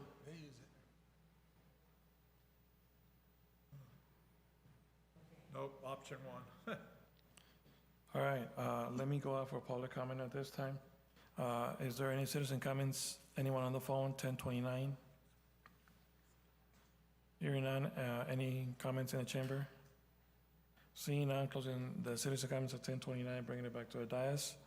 Is there any additional questions, motions?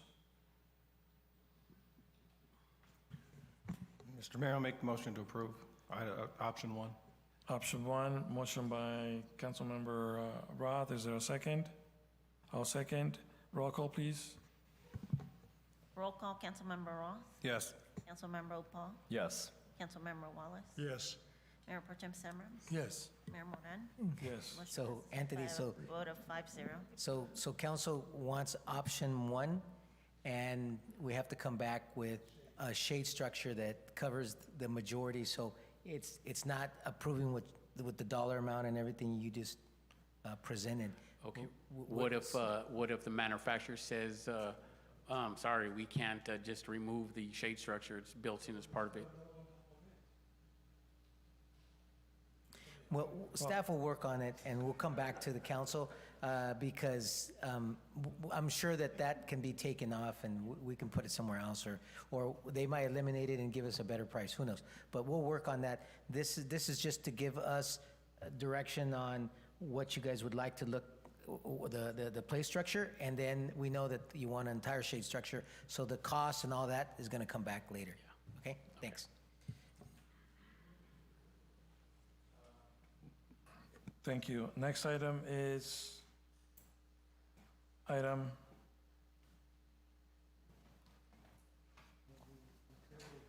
do we table, hold on, let me go back to my other notes real quick.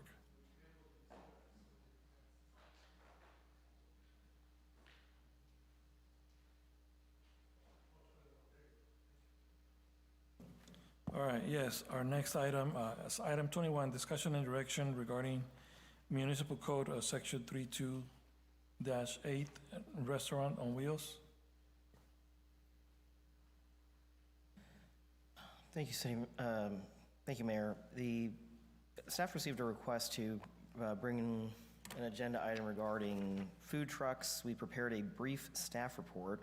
The main point is that under state law, sidewalk vendors and other mobile vendors are treated differently from food trucks. Whereas sidewalk vendors have certain protections under state law, food trucks do not. The city council recently updated its sidewalk vending regulations, and at this time, the council is here to discuss potential amendments to the food truck regulations, including the existing cap that restricts the number of food trucks that might operate. And we provided some information about potential regulations that the council can consider.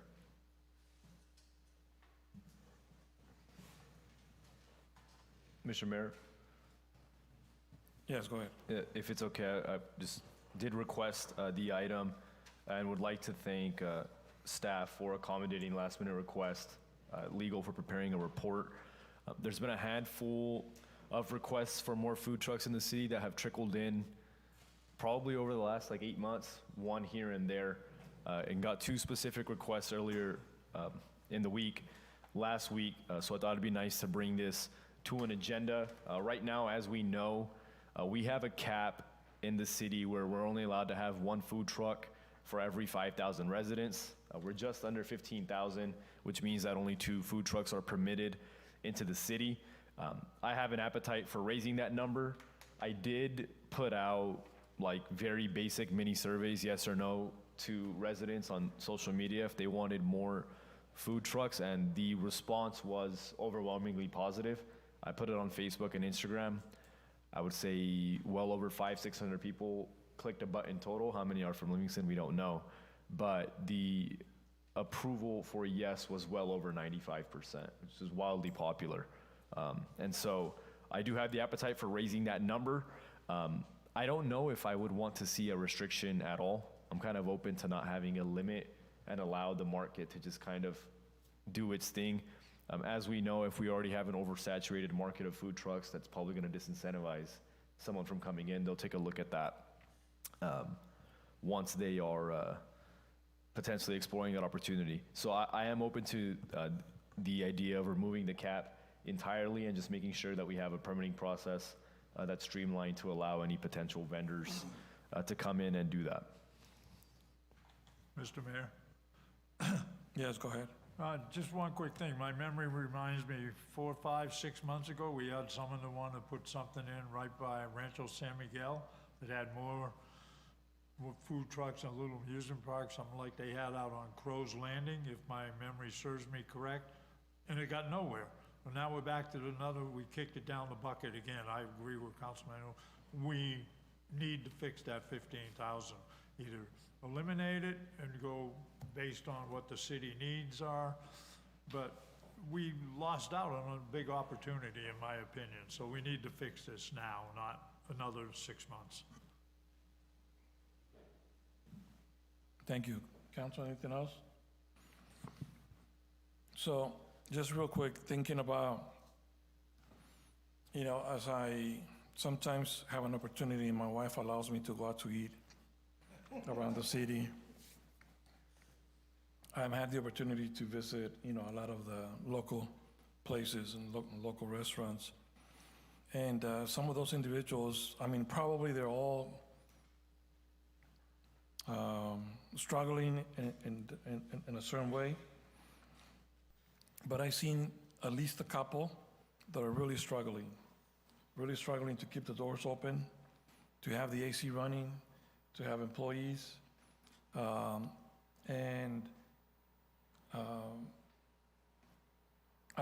understand the idea of just not having a cap, but I also believe that not having a cap will affect those individuals that are already in business, that are for the last 3, 4, 5, 6 months have struggled and cannot even afford to close any one day because they need a little bit extra money to be able to make the bills. And having a no cap on food trucks could be what will make some of those already in business that have been struggling or that have been in the community for years to just finally close shop.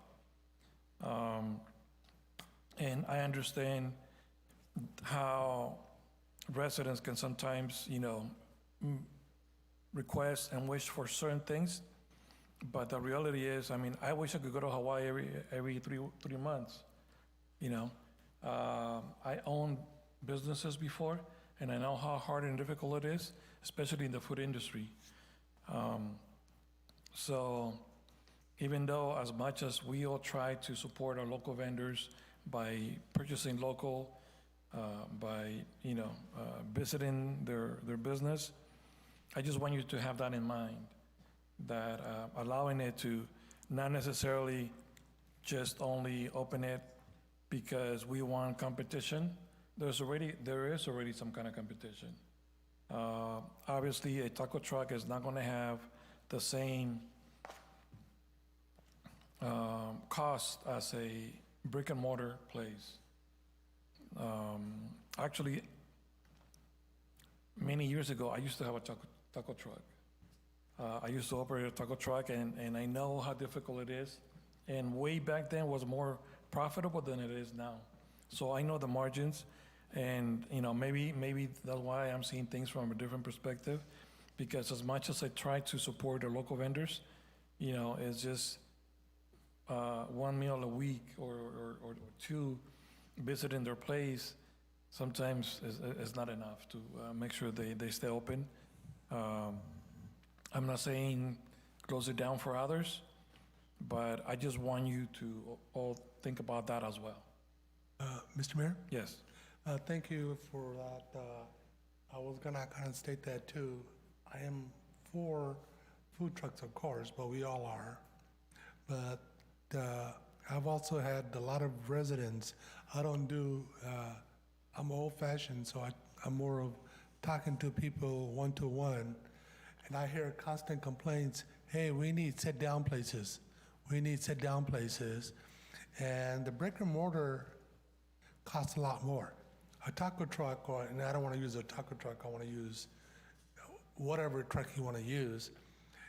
If the business is a little slow that day, they just pick up their things and they move to a different area where the business is a little better. Brick and mortar can't just up and move to a different spot that's doing a little better that day.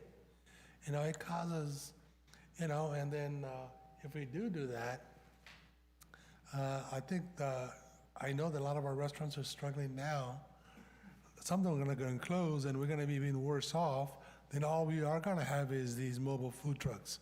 So I'm okay for maybe making a minor modification to the total numbers, but also maybe we need to consider, should they all be, and I'm probably going to get in trouble for saying it this way, do they really need to be all taco trucks, or can we limit them to different types of foods? There's a place over there, I don't know if you guys been out there, it's called Valley Eats, over there where,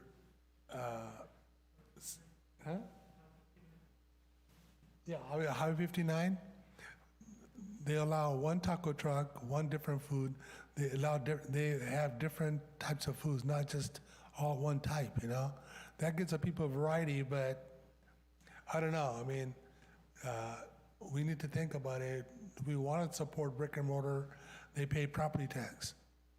Mobile trucks do not pay property tax. They buy a little bit of gas and they're gone. Others provide, I mean, there's a lot of taxes that brick and mortar pays that mobile will not, and hence they're having to offset the cost we provide for service.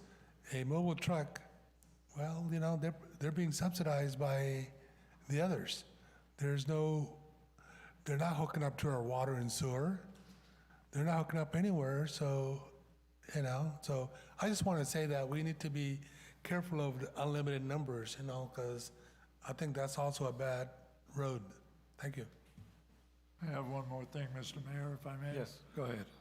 If you could go up over 59, where that 7-Eleven is, right as you're going to Merced, there's like 15 food trucks behind that 7-Eleven, everything from Olympia, barbecue ribs, ice cream. They're not all taco trucks. There is a great mixture there, and actually, they can get some of the best ribs off that taco. Mr. Wallace, that's the one I was referring to. That's what. It's called Valley Eats. We need to look at something like that. I work real close to that, so I make my rounds sometimes. So maybe, also the one thing that we can consider moving forward as we talk about this topic, maybe, have language to where any additional trucks, whatever the amounts might be, to be different or other than, and so on. So that way, we could have more options for the people in the community. Mr. Mayor, if I may. Yes, go ahead. That would kind of be what you're talking about, kind of like a grub hub. There was a gentleman that approached me not too long ago about that over by Jack in the Box. So something like that, they are paying taxes, I'm sure. But it gives you a variety of different foods. And I'll never heard of brick and mortar. I was at Diego's place the other day, Via's. I love going to that place. I would never heard our brick and mortar restaurants, so that's it, thank you. Mr. Roth, quick question. Do you know if they're going to include a shade structure? Maybe, if we ask. Well, I do want to say, even with that note, we'd still likely need to amend the ordinance to allow for even those trucks to come in with that grub hub. And so, Mr. Moran, I'm glad you brought up the point about our current local businesses. Maybe we can include some nuance that, so we don't end up with 50 food trucks, that there is some level of moderation while giving our residents more opportunity to eat. Just wanted to throw out something for legal and as it relates to this. What I've seen other municipalities do is that they have a separate ordinance that specifically addresses grub hubs, and it doesn't venture into this other area that we're talking about today. I don't know if that's, depending on what council wants, but sounds to me that that will probably be a better fit for our community, where if an ordinance specific to grub hubs and just that, and then it doesn't really touch any of this other stuff related to the number of trucks and what we currently have in town. Yeah, because the grub hubs are kind of unique in a way where, they require, especially given the size of the town and so forth, in order to really make it, they need to really, location is going to be very key. But anyways, just a thought. Thank you. Clarification question. So when you say grub hub, is the vision that what is are there structures on site? Are there food trucks that park? So a grub hub, yeah, so a grub hub is basically a location that has the infrastructure, restrooms, it's paved or whatever, lighting, et cetera. And then there's a number of different food trucks that come in and rotate, and that's all up to the property owner or the grub hub owner. And it doesn't matter how many trucks come in and out of there. It's all based out of, the property owner. And it's regulated in a specific area, so they can't, these food trucks can't go around town. They have to go there, and they offer a variety. Sure, so I can see that as like a proposed development project of some sort, and through the permitting system, and depending on whether that use is allowed at that parcel, I think there's a way to set that up. My concern would be, even though it's an activity occurring on private property, is that it could be construed as still a violation of the existing cap. But we can take that under consideration. I said, yes, that's why I'm just kind of thinking out loud, that if you had a specific ordinance, and if I'm not mistaken, I think Ceres has it, Turlock, and some others. So, we can look into it, but my understanding is that they have two separate ordinances. Okay, I can take a look at that.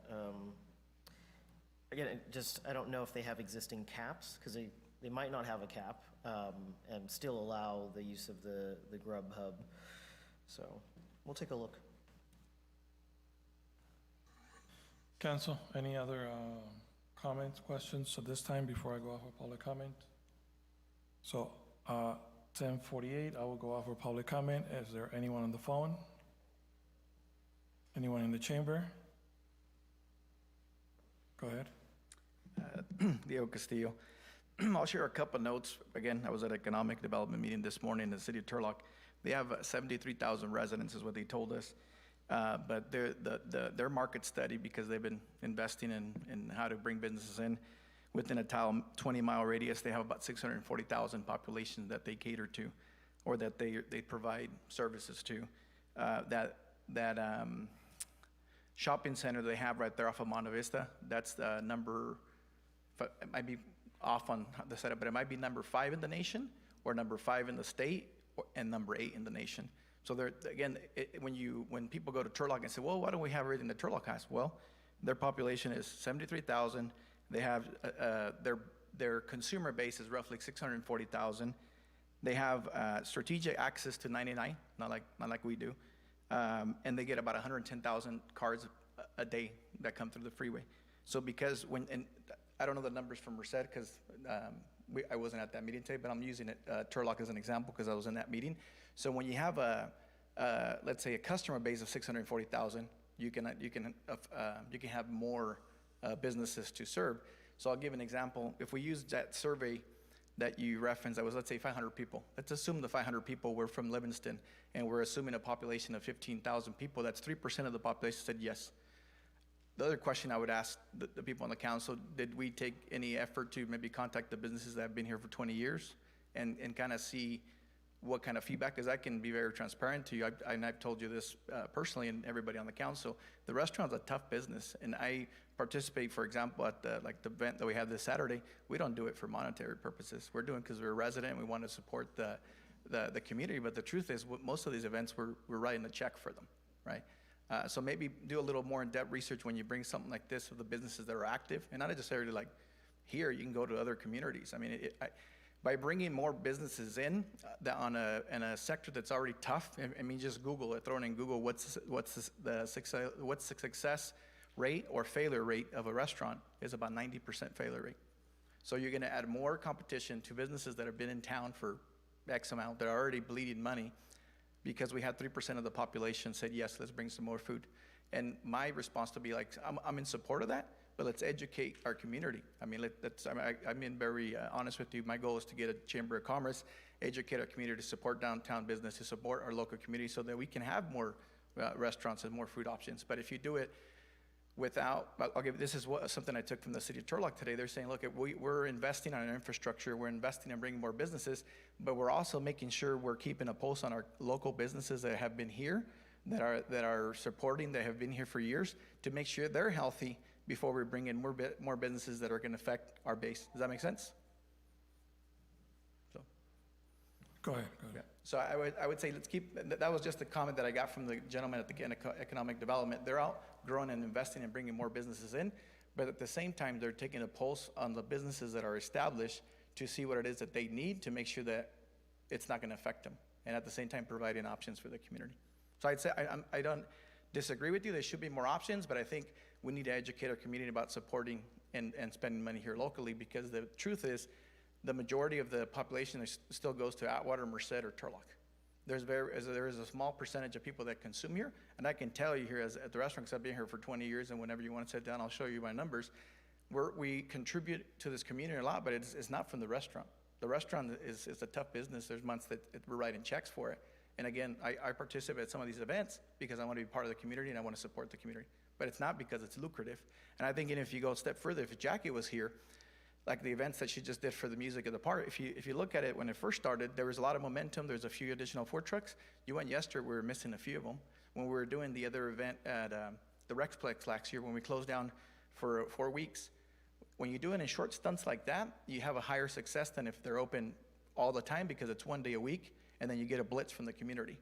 But even then, by the third or fourth round, I mean, we're probably down to half of the vendors that we start from day one.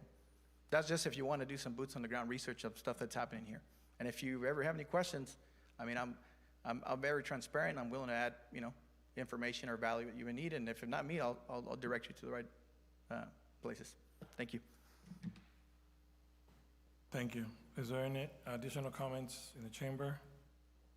Miguel? Got anything? What do you got? Yes, I'd like to share my thoughts on this. As a planner, I deal with this question regularly. I kind of see this as three different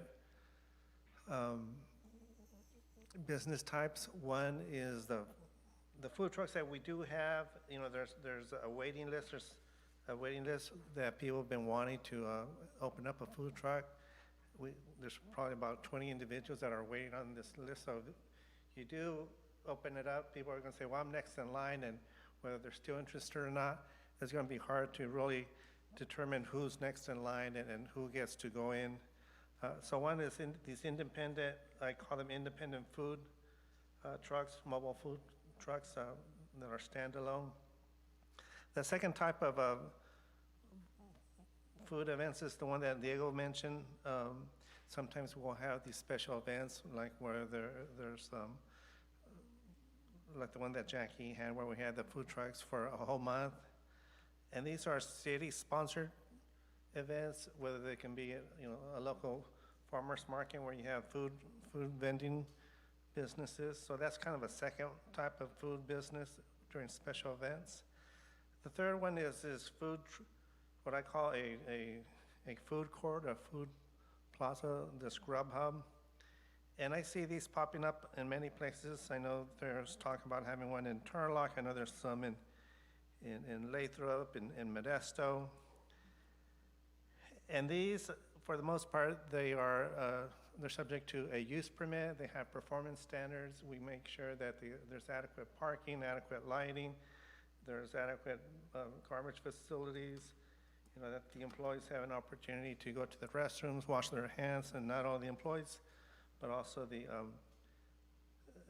folks that frequent there, the customers. And the other thing that comes to mind when I think about these food trucks is really to look at the businesses that are in existence here, and really open it up to businesses or food offerings that are not offered currently by the brick and mortar businesses. You know, someone says, well, I want to have a churros shop. I want to have a different type of food, and not necessarily a taco truck, but maybe they can have pretzels or they can have pizzas. So another consideration is opening up to food business or food truck that is not in direct competition with existing brick and mortar businesses. I think that I'm in agreement with the city manager. I think, you know, to do an amendment to the code, I think it would be appropriate to do an amendment and kind of allow what I call a food court, a food plaza, subject to a C3 zone with a use permit. This is really geared toward those properties near the freeway. And then that you're catering more to the traveling public, bringing people in. Some of the existing businesses, like the food trucks around here, they're more in the downtown commercial or the neighborhood commercial zones that are really catering to the long-time residents. So it's really taking a closer look at, you know, what is the demand? What do we currently have? What would be successful for each of the businesses that we have? You know, are you catering to the folks that are traveling? Are you catering to the people that are nearby? I think if you focus only on amending the code to allow food trucks under the zoning code, I would recommend the C3 zone and make it real simple, and not even amend the code for the independent food trucks. Those are my initial thoughts. I don't know if there's any questions. Thank you. Councilor, any questions this time? Seeing none, closing is there any additional comments in the chamber? Seeing none, closing it at 10:57, bringing it back to the dais. Also, what I was thinking, if I remember correctly, I mean, I haven't read that specific code in a while, but it currently says that the city of Livingston allows a mobile food truck per every 5,000. And if that is the case, I don't see a need to I guess update or change the code because it's already there. And if we are at 15,000 or 16,000, then we should be allowing an extra food truck to come into town. What I might also consider, if we're going to do any amendments or changes to the current code, would be to look at the options available of the vendors that are trying to come in to bring something different. You know, currently we do have 2 mobile vendors that provide Mexican food. So I would look at it in a way, it's like, well, we already have Mexican food. What other vendors are already on the list that can provide a different product or service? But if my recollection doesn't, it's not wrong, I think that the code is already there to allow an additional food truck now that we have, or that we're over 15,000 people. Does that sound about right? That's correct. Okay. So, I guess then my question is, if it's already on the code, why are we not allowing or considering? But that could be a different conversation that we probably can have with staff and city manager. We should be already looking at any of those vendors that are wanting to come in, because it's already established that we have over 15,000 people in the city of Livingston. And I think that's all I have for this item right now. Council, anything else? So this is just a discussion and direction. What would be the direction?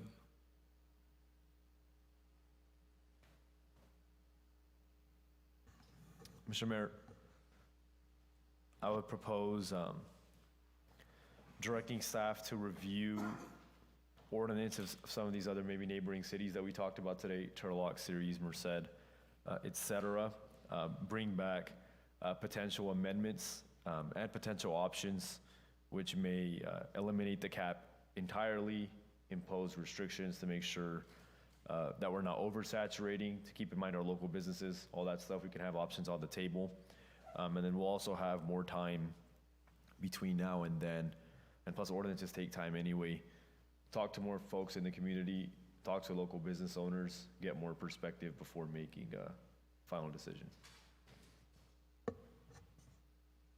So, probably to be more specific, before, just thinking about staff time and who needs to get involved before, are you asking for just a staff report back before we even look at an ordinance or anything like that, anything specific?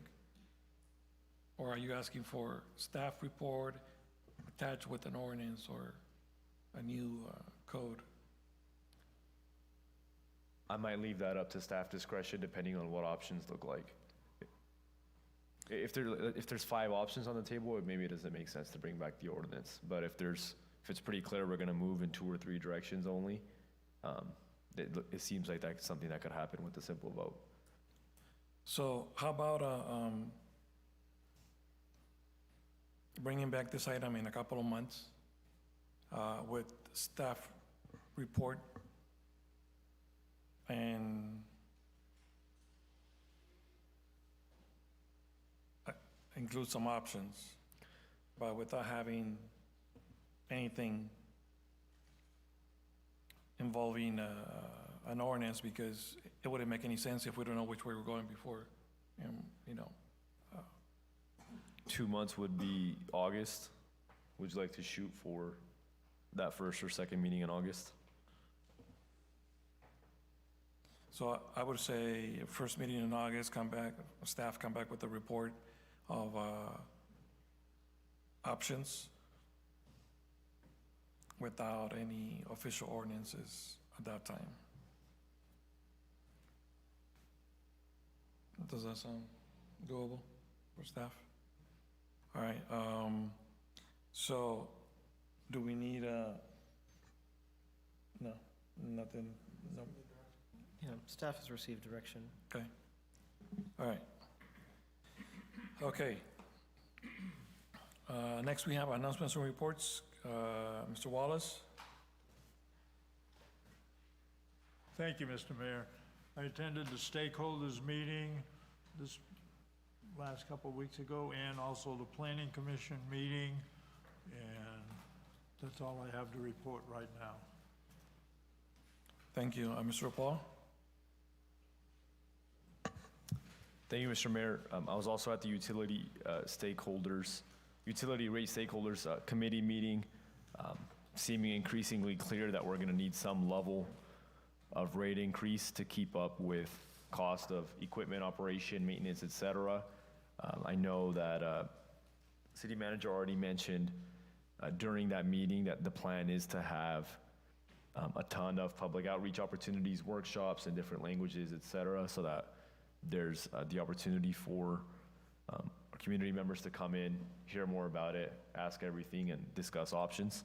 And so I'm excited to see that come out over the next couple months. Was at the bike rodeo this weekend.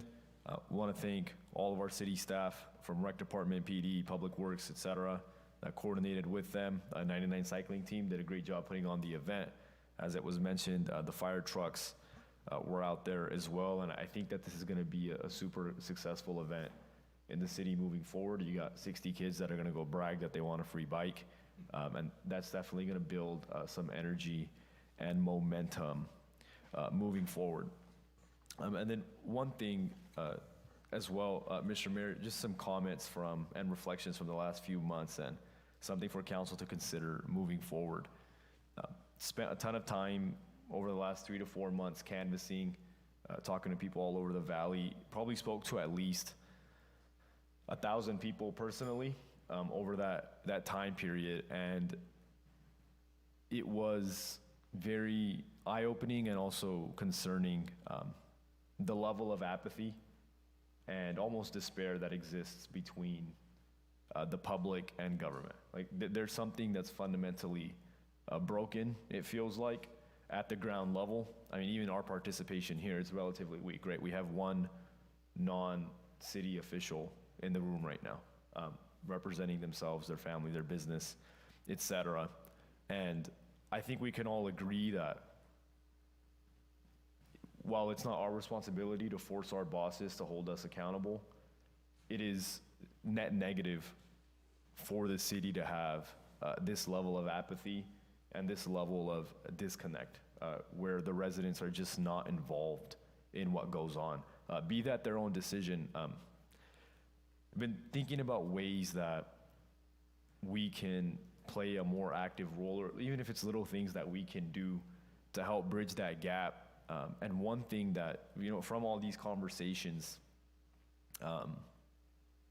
that seems to be a common thing that pops up is, the unnecessary glorification of our roles. I think one step that we can take to kind of bridge that gap between our elected offices and the community is to take that a step down in our own interactions, in our own presentation. I'll be fully honest, I don't see the need for us to have our pictures up inside these chambers, inside City Hall. At the end of the day, we work for the community, and it can be intimidating and enabling of that type of mindset for the residents when this type of persona exists around elected officials. Like using the word honorable in city documents, right? I've brought that up in the past. I don't see the need for that, especially in our internal stuff. And I actually do plan to bring a resolution at some point on those things. I would like to see us take those pictures down. I genuinely do not want them to be there. I don't think that we need to be glorified. We serve the community, and I do think that we can tone that stuff down and potentially consider other creative ways to try and bridge that gap and bring people in. So just wanted to share those reflections and put that on your radar. Thank you. Mr. Roth? Yes, Mr. Mayor, thank you.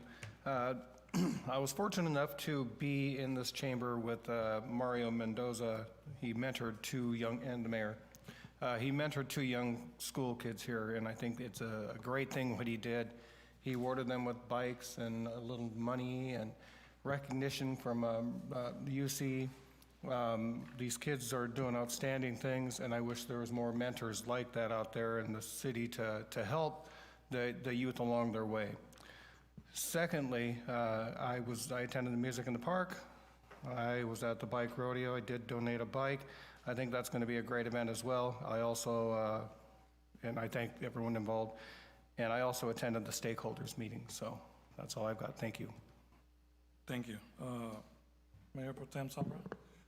Thank you, Mr. Mayor. For me, I attended one of my many, many meetings I do for the city, and last week was the cow vans that I'm on. Today was the mosquito abatement, and then Thursday I'll be at the MCAG.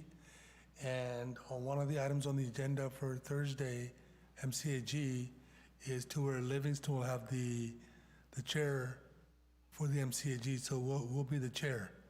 Just want everybody to know about that. And other than that, I think everything's good. I wanted to thank the staff again for the great work. I hear nothing but good things about our public works. They say things look great. And again, I want to thank Happy and Company, as they were, putting up with me all these things that I call about all the time. So other than that, I just want to say thank you, everybody, and also the chief. I don't want to forget the police department. I know that he got his vehicles today, and Anthony, he's probably going to bring a competition for you for a vehicle for me to drive on parades. Okay, so I just want you to know that he's been eyeing your see how he can do one better. Okay, so thank you, Mr. Mayor. That's all I got. Thank you. Just real quick, I attended, stakeholders meeting, bike rodeo, excellent. It was amazing. Next year, I recommend everybody come out. Continue to watch over our parks. If you see something, call PD. Always have the non-emergency. I have, I always carry, it's in my cell phones, the non-emergency number. Also, as summer has started and it's getting warmer, some of our parks are lighted at night, some parks are not lighted at night, and but also I've been getting a little bit more, not necessarily complaints, but concerns of people that go to our parks late at night and sometimes at 12, 1 o'clock, 2 o'clock in the morning. But just recently, probably about not even a week and a half ago, this was probably around 8 o'clock, 9 o'clock at night, and I do live across the park. There was multiple adults with their young kids walking by the park on the sidewalk, and at that moment there was like 7 or 8 kids that were probably visiting somebody nearby that were on the playground. And there were 3 young individuals over by the basketball court smoking weed. That should never be happening anywhere in our parks, regardless of whether there's kids or not. First of all, part of the rules, there's no drinking, no smoking. And no smoking means no tobacco, no anything. And I respect people's rights. You can smoke, but you can smoke in your house, where you're not affecting others. Don't go to a park and affect the neighbors in the area. And so that is very concerning. And I know there's people that have been working and tried on having the neighborhood watch programs, but you don't need a program. All you got to do is just call. Call PD and let them know, I have a concern. Make sure you have the description of the vehicle. Unfortunately, I was not at my cameras across the park. Were not able to catch the plates, but it was a 4-door Cadillac, dark black, tinted windows, and it was 3 young kids, but, and once again, I have nothing to do with say whether they drink or smoke but if you have no problem smoking, then you shouldn't have a problem doing it at your own house. Don't go somewhere else and affect others, okay? So, and I encourage the public, the residents, to make sure you call PD. And it is never a bad thing to call PD. And you can be anonymous. Just call and say, this is a concern, give a description, and they will ask, do you want contact? You say yes or no, and that's it, okay? So they're there for a reason, and they never, actually, they showed up really quick, PD, after I called, and probably within a couple of minutes, but the kids just so happened that they left the area, but, it is wrong to be affecting other kids, and especially when I saw the group of kids that were having fun on the playground. And then Dad came over and just took him back to their house. But anyways, I know that we're probably going to get some hate, but that's a no-no anywhere. I sure don't want you to come to my house and be smoking in front of my house.